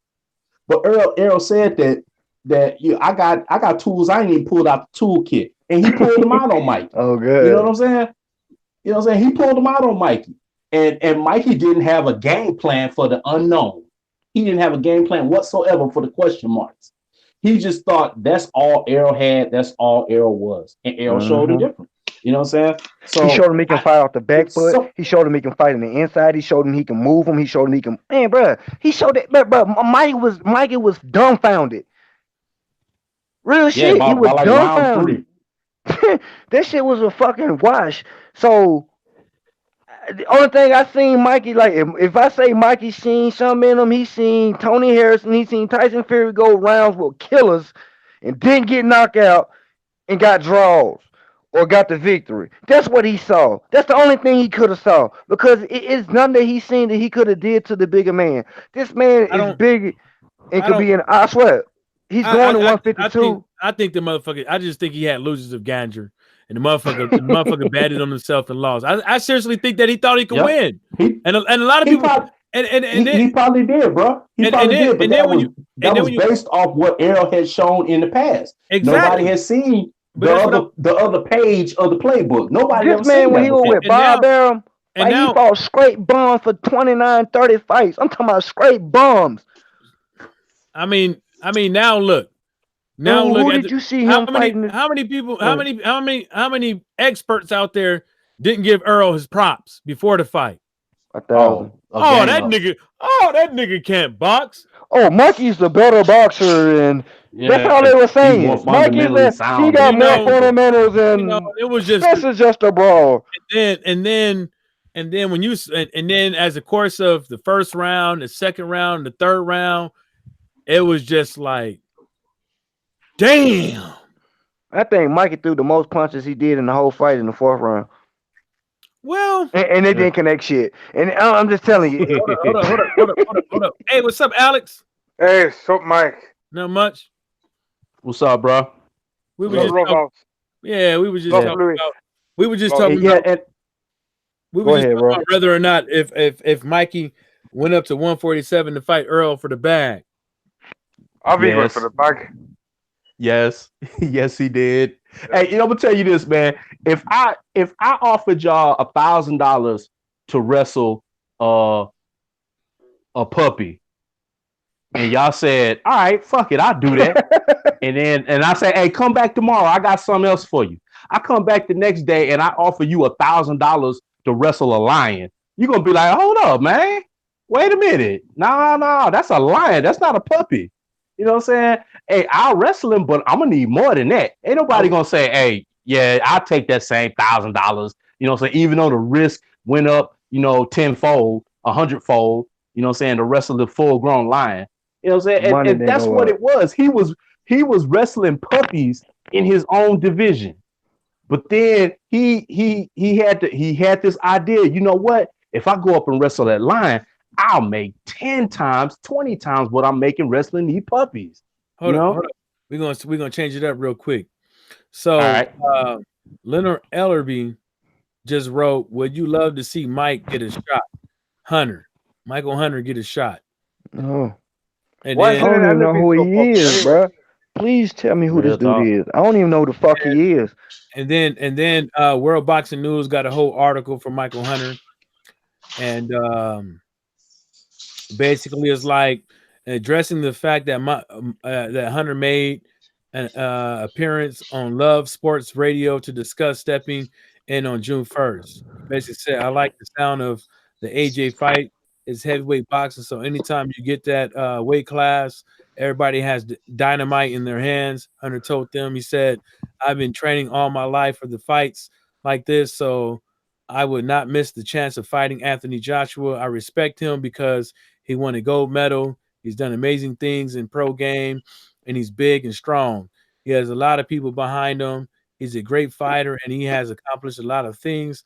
The things that people do say about him is that he is a little green in certain areas, and he's still learning, but he is always willing to learn. So that's always a good thing. If I fight him, it's definitely going to be a test, and all the truths will come out. There are a handful of guys who should all be competing with each other and can make great fights happen, but I don't think he stands out as top as the top one." Wow. I take it as He the don't stand out as truth. a top one. Hold up, the truth is he's gonna be he's AJ supposed to cherry say that. picking when he knock him out. The truth's gonna come out. AJ shouldn't have been fighting me. That's gonna be the motherfucking truth. Yeah, well, he's doing his little. He doing his He I'm got his gonna little get that bag. interview on Love Sport Radio. This He gonna be got his last fight. he got it. It ain't gonna be his last fight. I mean, obviously, there's guys that Anthony Joshua fought. You think they gonna get this man some money? If they get this man any type of money, I don't even know who this fuck this dude is. This gonna be this What? man biggest payday. His Yeah, old man fought Mohammed That man ain't Ibrahim. finna fight. That's his old man. That's his old man. This Hey, nigga ain't finna fight no more. you know what? I'm gonna say this, bro. Yeah, whatever he makes in this fight is gonna be his biggest payday. One, I don't know who this dude is, but at the same time, man, just the fact that he's got AJ on his resume, even if it's an L, you know what I'm saying? I think that could do wonders for him in getting him No better other fights. competition in other fights moving forward, bro. All he gotta Especially do, if he don't go in there and get murdered. He gonna get You know what murdered in the I'm saying? first If he, round. all he gotta do is you know what I'm saying? do better than Chisora. All he gotta do is Real do talk. better than Povetkin. That's all he gotta do is just nigga go to a decision. Move, He got to nigga. do better. He got to do better than David Price. You know what I'm saying? God. Oh God. No, You know but what I'm saying? He got to do. ain't that. He got to do a better typical than Fury heavyweight that's Fury. stand still. Oh God. He ain't. That's You know all what he I'm got. saying? If he could do that, bro, even if he take the L, it's gonna do wonders for his career going forward. Because people gonna be like, oh yeah, and he was the one that was in there with AJ. You know what I'm saying? And then before you know it, we gonna see him fighting Fury and David Price and Chisora and these dudes. Yeah. You ain't lying. Whereas he would probably have to fight Joe Schmo, the Uber driver, you know what I'm saying, for his next 9-10 fights. Who knows? He Before might he get would have got a chance. You say it again? I said, and who knows? He might get a decent DAZN contract. Take his ass up over there to the UK a couple times or something like that. I mean, it's gonna open up the door. Like I said, any man that gets this motherfucking fight, they better lock themselves in the gym. Yep. They better lock themselves in the gym.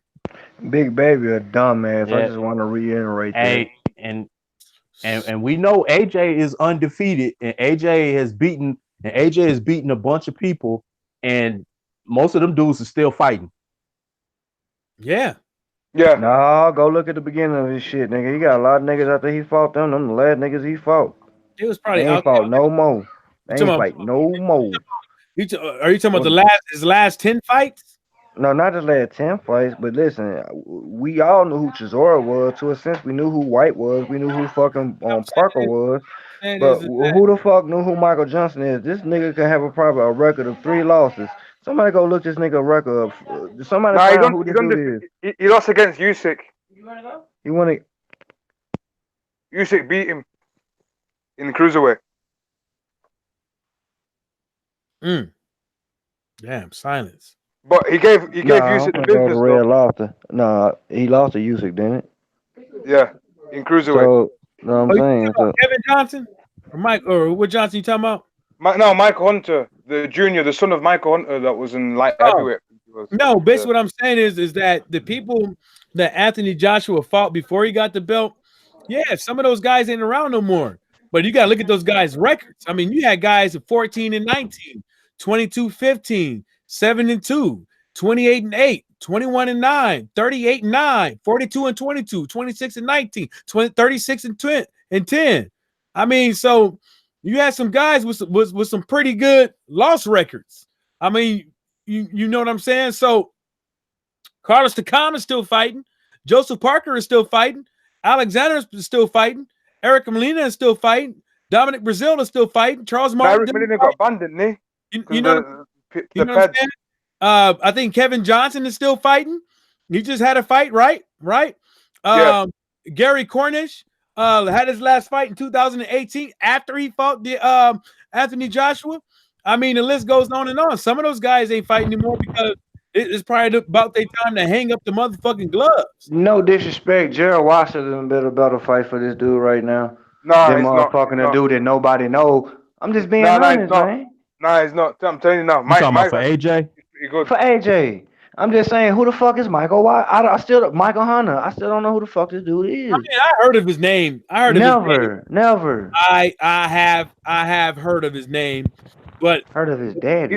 I heard of his name. I heard of his name.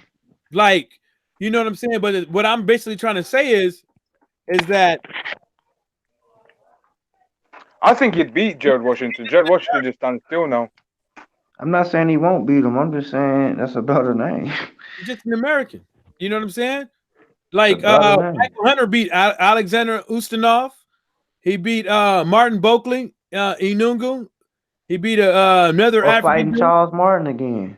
He lost against Alexander Usyk. I mean, but that was a good guy. But it went to a unanimous decision. You know what I'm saying? At cruiserweight. So the guy fought his career was like what 1, 2, 3, maybe 4 cruiserweight fights, 5 cruiserweight fights. I feel so bad for Luis Ortiz. He ain't never gonna get a shot unless Deontay Wilder give it to him. Hey, what's Michael's record?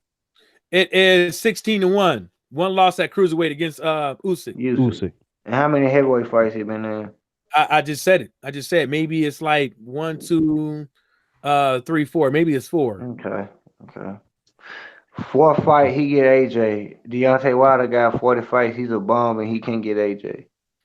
I mean, well, I'm not just clearing the narrative of. I'm just saying a dude like that shouldn't even have the opportunity to fight a world champion. Yeah. Politics. Well, and let's be real about it though, bro. Wilder was not gonna be the replacement in this fight. I didn't want him to be the replacement. I'm just saying he wasn't gonna be the replacement in this fight. Doing negotiations and like who has he fought? He only fought 30. I'm just saying this dude right here only fought 4 fights in heavyweight, nigga. This nigga's really a cruiserweight. What you trying to sit here? What these fuck niggas? I won't fight Michael Hunter, you puss ass nigga. Cause all you niggas is up here saying that well Wilder fought cruiserweights early in his career. Name one he fought late in his career. You bitch ass niggas. If this nigga fight this nigga's a cruiserweight. I mean, he's not a cruiserweight, but this is what they said because when they fought, when these niggas fought Deontay, they moved up to heavyweight. But when they fought, majority of they fight scene is at cruiserweight. So that's what he is. But that's what they always do, man. And we can always see that shit coming. Listen, I flip it. I just want them to say, AJ, don't fight him. Fight somebody else. We'll never hear that out their mouth. But like what I'm trying to say is that they're not gonna get anybody else. Like out of Ortiz. Out of all, well, obviously it looks like that's not what they want. Exactly. So you know what I'm saying? This is all they can get to what caliber of fight they want. We already covered that. Like as far as Edward Hearn saving face with the zone, Edward Hearn even remotely showing face to look like he's gonna try to make the Ortiz fight like he's been trying to project like he wants to make the Deontay Wilder fight. I would i.e., love to. constantly on YouTube and Twitter, Your professing favorite. how they need to sit down and talk. I don't know why you want to sit down and talk. And that's what I try to say. Like, if they really wanted to make that fight, whether or not Ortiz his team is saying there's not enough time, or the PBC is going to try to cock block, send a contract. Yep. Send it. Boys don't want it, man. Because like I said, if everybody want to hear, if these cats want to hear Ortiz open up, fix his lips to say, bring it, homie, well, then AJ needs to fix his lips and say, bring it, homie, instead of using Edward Hearn as some type of medium. Yeah. And Mike, I'm gonna be honest with you, bro. I don't see how Eddie Hearn is saving face with DAZN, because this was supposed to be their blockbuster fight in the heavyweight division as far as to the American market. You know, so Michael Hunter does not check that box for what DAZN was wanting and the plans that DAZN had. Oh, you ain't lying. If it's another AJ American fight and it's not Deontay Wilder, the zone just dumb. They just giving away money. Any fighter out there that want to pay, they go to the zone. It might not be up to the zone. No, listen, they funding this shit. They say they putting up that 32 million for AJ. So is it confirmed there's Michael fighting in him or? No, it's not. No, I'm just saying, if it's a bullshit ass fight, bro, and y'all fail the zone, whoever's funding this shit, he should be fighting top 10. But nothing below that. They giving out free bands. King Louis, look, the zone doesn't tell AJ and Matchroom Boxing what to do with their fighters. I understand that. Okay. Well, if you understand that, you know what you said is kind of my point. No, my point is this. Listen. These niggas is giving out money for bullshit. So why is this shit don't make sense to me? Why is Luis Ortiz can't get none of this money? Oh, he don't fit into their product and their damn scheme. So for all you pussy ass niggas, take ass to the zone. They giving out free bands, nigga. Listen, they ain't making money on no fights. They funding fights and they ain't making money. Where they do that at? My point is that's what I'm saying. So nigga, they sweet. Nigga, I bet it won't be. Listen, if it's another American fight, nigga, if they do another, if they the one sponsoring AJ in this fight right here, if they sponsor another fight in America and it's not Deontay Wilder, they sweet, nigga. Anybody, Chalo, all y'all boys go there and get some of that money. I ain't gonna blame you, cause these niggas just giving it away. They ain't making profit. I feel like being a boxer right now. well, look. I mean, look.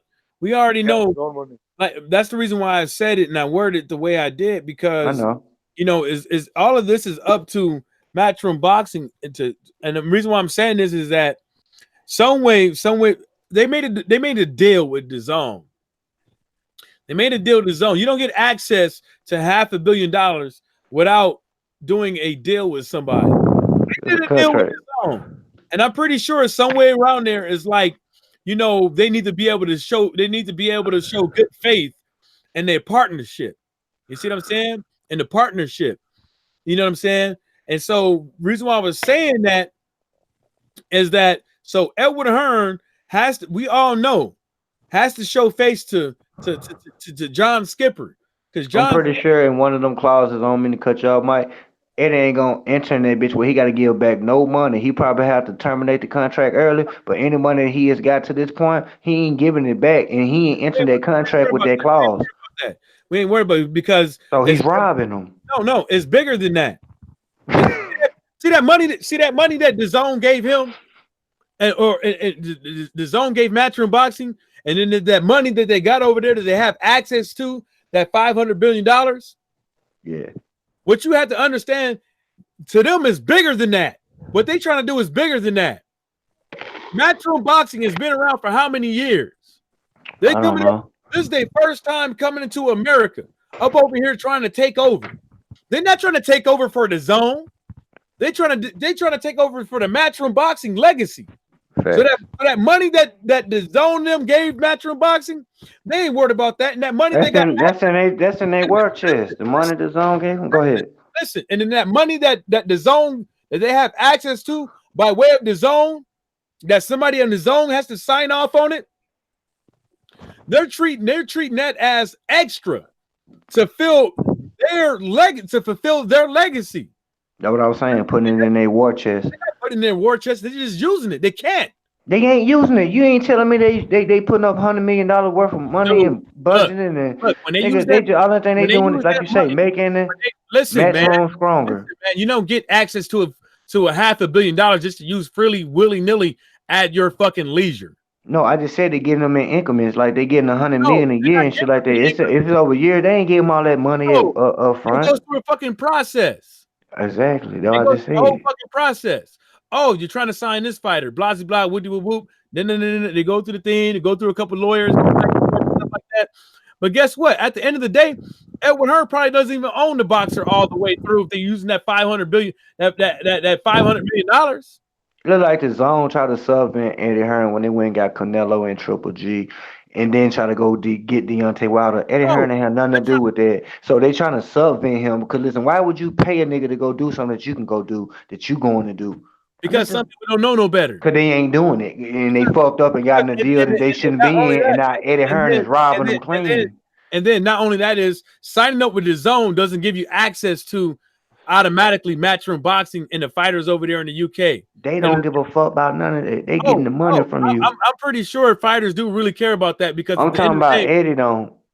Edward Hearn does. Why? Because his Matchroom is separate from that. If he got a couple cats that he's milking these cats for, he can trick them later on. Tell them, shit, yeah. That's how I see it. Because listen, he is not giving the Zone what they paying him for. So what is he doing? Only thing I can see he doing is robbing their ass blind. That's all. He ain't robbing them because they're smart enough to not to get robbed. Like I said, they have an agreement. Matchroom Boxing in the Zone. And what I'm trying to say is that it's bigger. Matchroom Boxing is not really. I don't think they care about the Zone, but I'm trying to word it correctly. But at the end of the day, they care more about the Matchroom Boxing legacy. Mm-hmm. You see what I'm saying? And so all that money that you get and stuff like that in the Zone and stuff like that, they want fighters to come through them so that they look good, so they get the rapport, so they can get the accolades, so they can say, "Look what we did." Even though that we all know you wouldn't have had them fighters if it wasn't for the Zone and the money they gave you access to. That's what I'm trying to say. Like that's I get you. They making their chest stronger while using their assets. I'm not using it's not a war chest. It's not a war chest. If you making Matchroom stronger, that's your chest. So when you saying you using the assets from the Zone to sit there to add to your chest, but you using those pieces to sit there and get that money, and it's like it's making your chest stronger. It's not. Am I wrong? It's not necessarily a war chest because he doesn't care about whether or not the fighters can make him stronger. I respect about what you're saying, folks. He doesn't care about the tools that he get. What he cares about the look, the aesthetics, the cloak. Okay, that's what he's doing. Look at the fight cards. Bruh, I'm gonna tell you something. I don't mean to cut you off, but I'm gonna start listening to you a lot more. Cause, bruh, you telling me the truth. You ain't never lied to me, folks. You ain't never lied to me. You always saying it, and you just say a different way. I need to start thinking a little. You looking a lot deeper than I am. No, I'm just saying it's like no, you are because when I say one thing, you know exactly what it is. So when I call it that, I can get it confused easily that way. You signed Canelo for more money than what you signed Anthony Joshua with, right? Mm-hmm. But Canelo got more fights to in his obligation, right? Mm-hmm. And the Zone would never get that fucking money back. And then not only that, it has nothing to do with Matchroom Boxing. So Matchroom Boxing is using the coattails of Canelo to make themselves look good, and that's just how it is. Because Herman was trying to take credit that he signed Canelo, and then they probably trying to sugarcoat it to where they can get that on. And yeah, man, we put this on Sky Sports and blah blah blah. We'll do a whoop. Yeah, fuck BT and them other cats. We put it on Sky Sports. Yeah. So now Edward Hearn got a plug. He over there acting like he got a plug when he don't. It could have been on anything over there and sold those fights. But how many people over there in the UK care about Canelo fighting fucking Rocky Fielding? How many motherfuckers at 3-4 o'clock in the morning? Nobody even knew Rocky Fielding before that in the UK. I'm telling you, nobody knew him. And then the zone coming out. Well, we need Canelo to fight Danny Jacobs. Then we need Canelo to go over there fight Triple G again. Who the fuck want to see that again? Not me. Hey, let me say this, man. But Canelo's gone. I was gonna say, man, I agree with what you said about the zone is not the end all be all in terms of you know, the matchroom cards or whatever the case may be. But at the same time, I believe that the zone has a say so because they are the platform and they're the ones that's trying to make the stake in the United States as far as broadcasting. If Matchroom had never linked up with DAZN, bruh, we wouldn't be fucked up about who was fighting on Matchroom cards. Honestly, we wouldn't. But the whole thing was, hey, DAZN and Eddie Hearn are coming over here. They trying to make this big stake.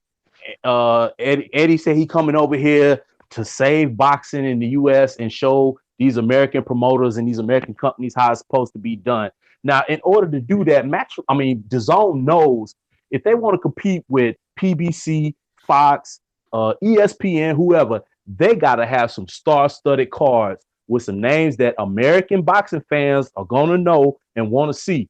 So I know they were pissed off when Big Baby pissed hot, but at the same time, I feel like there's somebody in the DAZN office that's poking Eddie Hearn in the back, going, "Hey, what about Louise? What about Ortiz? You know it. What about Ortiz? You know it. What about Ortiz?" Because they know that's a star-studded fight that the American public is gonna be interested in seeing.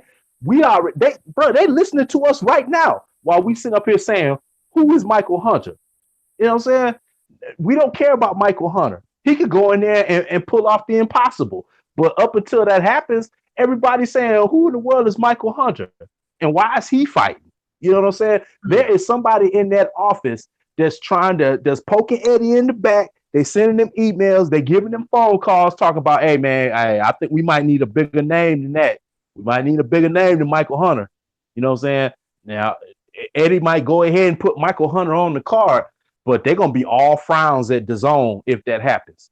So they got a battery in Eddie back. You know what I'm saying? They got a string or two that they can pull. They got some input. They're not just leaving it totally up to Eddie Hearns and saying, "Oh, okay, we're going to take whatever you give us."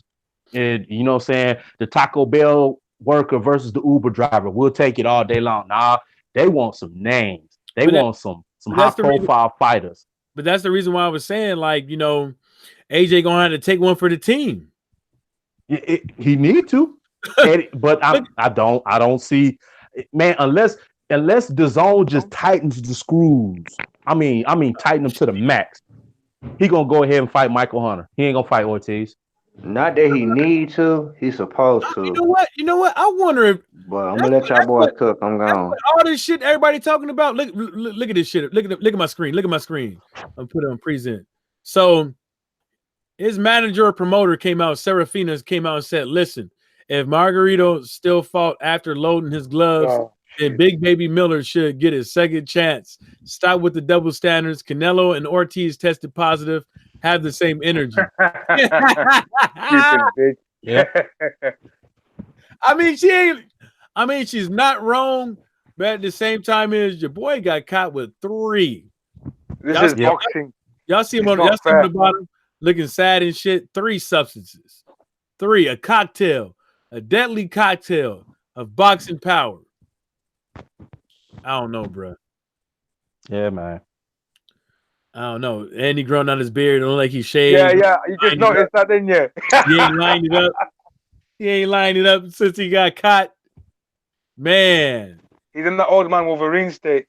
Damn. This is what it looked like when you fucked up, bro. Bro, I told y'all, hey, you know who else had to shave? Eddie. I saw that shit. Eddie. No, he ain't shaved yet. Hey, he ain't shaved. Hey, man, for the time Eddie Hearn got that news, bro, he balled up in his office in the corner on the floor and started crying. Oh no! That threw the biggest monkey wrench in the world in their plans.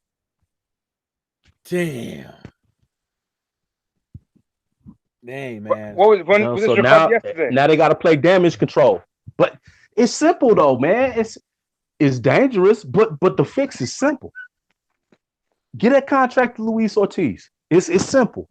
And then you got people. He's gonna be ready for the fight.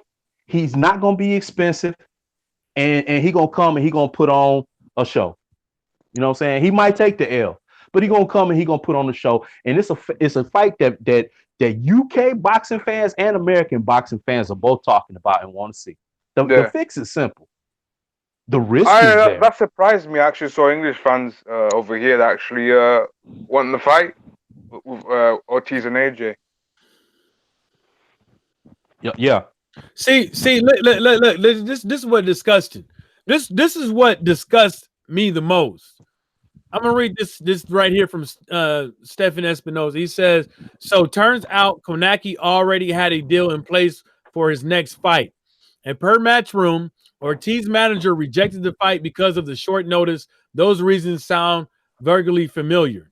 And he wrote, and then he quoted some Keith Connolly, the manager. Then he quoted Hearn, quoted, "And Joshua's new opponent to be announced next week," says Hearn on Boxing Scene, from Boxing Scene.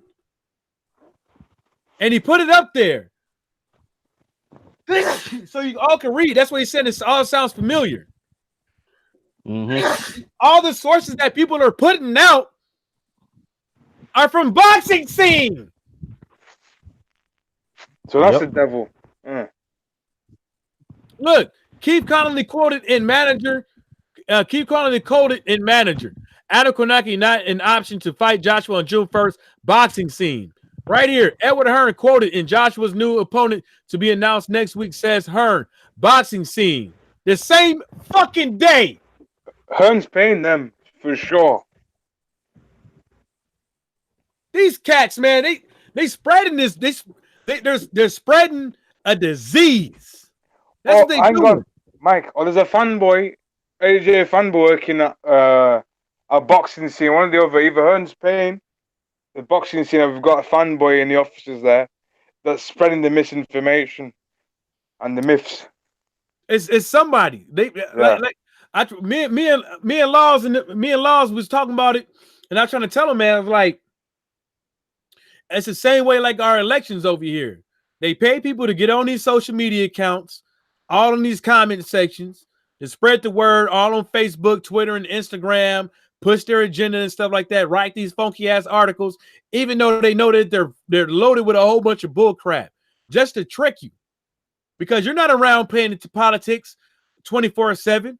You only around during election time. And then what happens when you only around during election time? You a casual. You don't know shit. Yeah. If you only around during election time, you don't know shit. Because now you're trying to pick up the pieces, and then most of the pieces you're picking up comes from your favorite friends off of Facebook, and they're feeding you misinformation. Yeah. Having you voting for Trump. They're fueled by emotion as well. And that's the reason why people get tricked. And now when you go on Twitter, you go on YouTube, you go on these other places, people are saying that King Kong Ortiz ain't ready. People are saying that Adam Konaki doesn't want the fight. Yeah, that's what I heard as well. One of the English guys, they were saying that Adam Konaki, he's not ready or something like that. And then there's a new one that's saying now Ortiz wants to fight, but PBC stopping the fight. Yeah, but I don't see nothing. Matter of fact, look at his 5 hours ago. I don't see nothing on him with no Anthony Joshua saying he don't want it. Look, my next fight wouldn't be against Anthony Joshua on June 1st. I'll be back in the ring midsummer. More news. Well, he said it right here. He said the next fight won't be. Hey, well, you know what, bro? If it's misinformation that they feeding to the people saying that Kanaki's not ready and Ortiz is not ready, and they using these boys' names in vain, it's up to Kanaki and Ortiz to get out here and cut this stuff off at the root and be like, nah, man, I would have taken that fight. You know what I'm saying? They never contacted us about that fight or whatever the case may be. I mean, but you know, Cali Enigma already put it out, but it's just getting to the point to where, yeah, maybe that's probably got to happen. But you know, me not being a casual, keeping my ears to the streets. I already know what the deal is. Edward Hearn saying that King Kong Ortiz team called him. Why would you call him if you don't want the fight? Right. Why? And then it's not like Edward Hearn said, "Oh, Ortiz team said they didn't want the fight. It's not enough notice." That's not what he said. He said, "Oh, I got the impression that they didn't want the fight, but I think they're wrong." Nigga, you talking to yourself? I don't know. They better hope King Kong Ortiz don't say nothing. Because at the end of the day, Ortiz could just have could do a video and have subtitles underneath it. Yeah, he could do that, or he could have his trainer right next to him translating. Yeah, and his trainer speaks perfect English. I mean, I think Ortiz does speak English, but I don't think it's good at all. Right. But yeah, I think that's what needs to happen, man. These fighters themselves that Eddie Hearn is speaking on behalf of, they need to come out and say what is and what isn't. If Kanaki say, "Hey, I was already in contracts, with this fight," shit. Ortiz was in contracts to fight on Wilder's undercard when Dillian White was popping all that trash. He got out of that fight in order to be available for Dillian White. So it ain't like they can't get out of that contractual obligation. Yeah. I don't know. It can be done. Shit. I know his inbox got bombarded by people. You know what I'm saying? They need to do something, man. But shit, I'll take that fight right now. I mean, what you gonna give me? You gonna $250,000? I'll take that fight right now. I take that fight right now. Ortiz already said that he'd take it for whatever they offer. The Hearn Nazis are saying that Ortiz is asking for 80 million or something, like the same amount that Miller's supposed to be getting. That's what they're running with as well. But look, because it's better a fight. It's better a fight. Yeah. You know what I'm saying? They got Cubans and Puerto Ricans and all kind of, people like that over there in New York, man, that want to come and watch somebody that look like them. Like, come on. And then not only that is like, look, you can't tell me a fight at this magnitude at Madison Square Garden that Matchroom Boxing didn't already have a line of fighters for replacement just in case. You know what I'm saying? It's not like they didn't do their research and find out that Big Baby Miller got popped for drugs and kickboxing. They knew that. You know what I'm saying? They know what the deal is. Remember when Carter's Takam was a late replacement? Yeah. Oh, how they find him? It's like, oh, well, he's already been training and stuff like that. Oh, really? He's already been training, huh? For the fight. Really? Right? So what about now? He already got somebody. And it might be Michael Hunter, but it's kind of like to the point. It's kind of like to the point to where it's like you pick Michael Hunter, you don't save the day. You pick Ortiz, you salvage what you got. You might do better than what the other fight was supposed to do with the drug cheat. You know what I'm saying? So I don't know, man. It's just sticky business. Anybody got last words? I'm about to get up off of here, man, and treat myself to a couple drinks. Hey, I'm gonna say this, man. Y'all make sure y'all stop by the house. Be on the lookout here soon. Getting ready to drop some breakdown and prediction videos for the fights coming up tomorrow. That Mikey Garcia and Adrian Granado's breakdown is getting ready to drop here in a little bit, and then I'm gonna backdoor that with Bud and Khan, which is no secret. I'm picking Bud in that fight, but I might do one for Shakur and Tiafimo as well. So y'all be on the lookout. Gonna be burning the midnight oil tonight. You know what I'm saying? Doing a lot of stuff at the house, putting out some product for y'all. So that's what's up. Yeah, I'll be over there. Already. Cool. Yeah. I got much to say, but yeah, thanks for sending me the link. It's good chatting up, chopping up with you guys, and all the best. All the best. Yeah. Oh well, I guess I'll make it official then. Hey, Mike, as always, bro, appreciate you, man, for letting me get on chopping it up with you, bro. You know what I'm saying? It's always a good look stopping by, talking this good boxing talk with you. Salute to everybody on the panel. Alex Santos, my man, King Louis, Laz P. You know what I'm saying? Everybody that came through in the chat. Hey, and if y'all ain't doing nothing, you ain't got nowhere to go and check the fight out, man. Hey, pull up on Marlowe's Corner tomorrow, man, and get that good fight call from the homie Trey X and Marlowe, man. Best fight call in the game. You know what I'm saying? It's going down on Marlowe's Corner tomorrow, man. But y'all already know what it is. I am that boy Box. This is Rough House Boxing TV. And y'all make sure y'all stop by the house. Just remember to wipe your feet and close the door behind you. And I'm out. Peace. Peace. Like he said, man, there's gonna be a couple channels. There's gonna be a whole slew of channels going live tomorrow, man. You can pick your pick. They're all good, but me personally, I think they do a very, very good job of calling the fights. Whether or not you blind like Stevie Wonder is a bat, and you just want to hear what's going on, all you gotta do is just get on over there to Marlowe's Corner, and they give you a fight by fight analysis, ring by and between rounds. They'll let you know what's going on. So like we said, shout out to the LDBC and everybody stay sucker free. All right, man. Peace. Peace.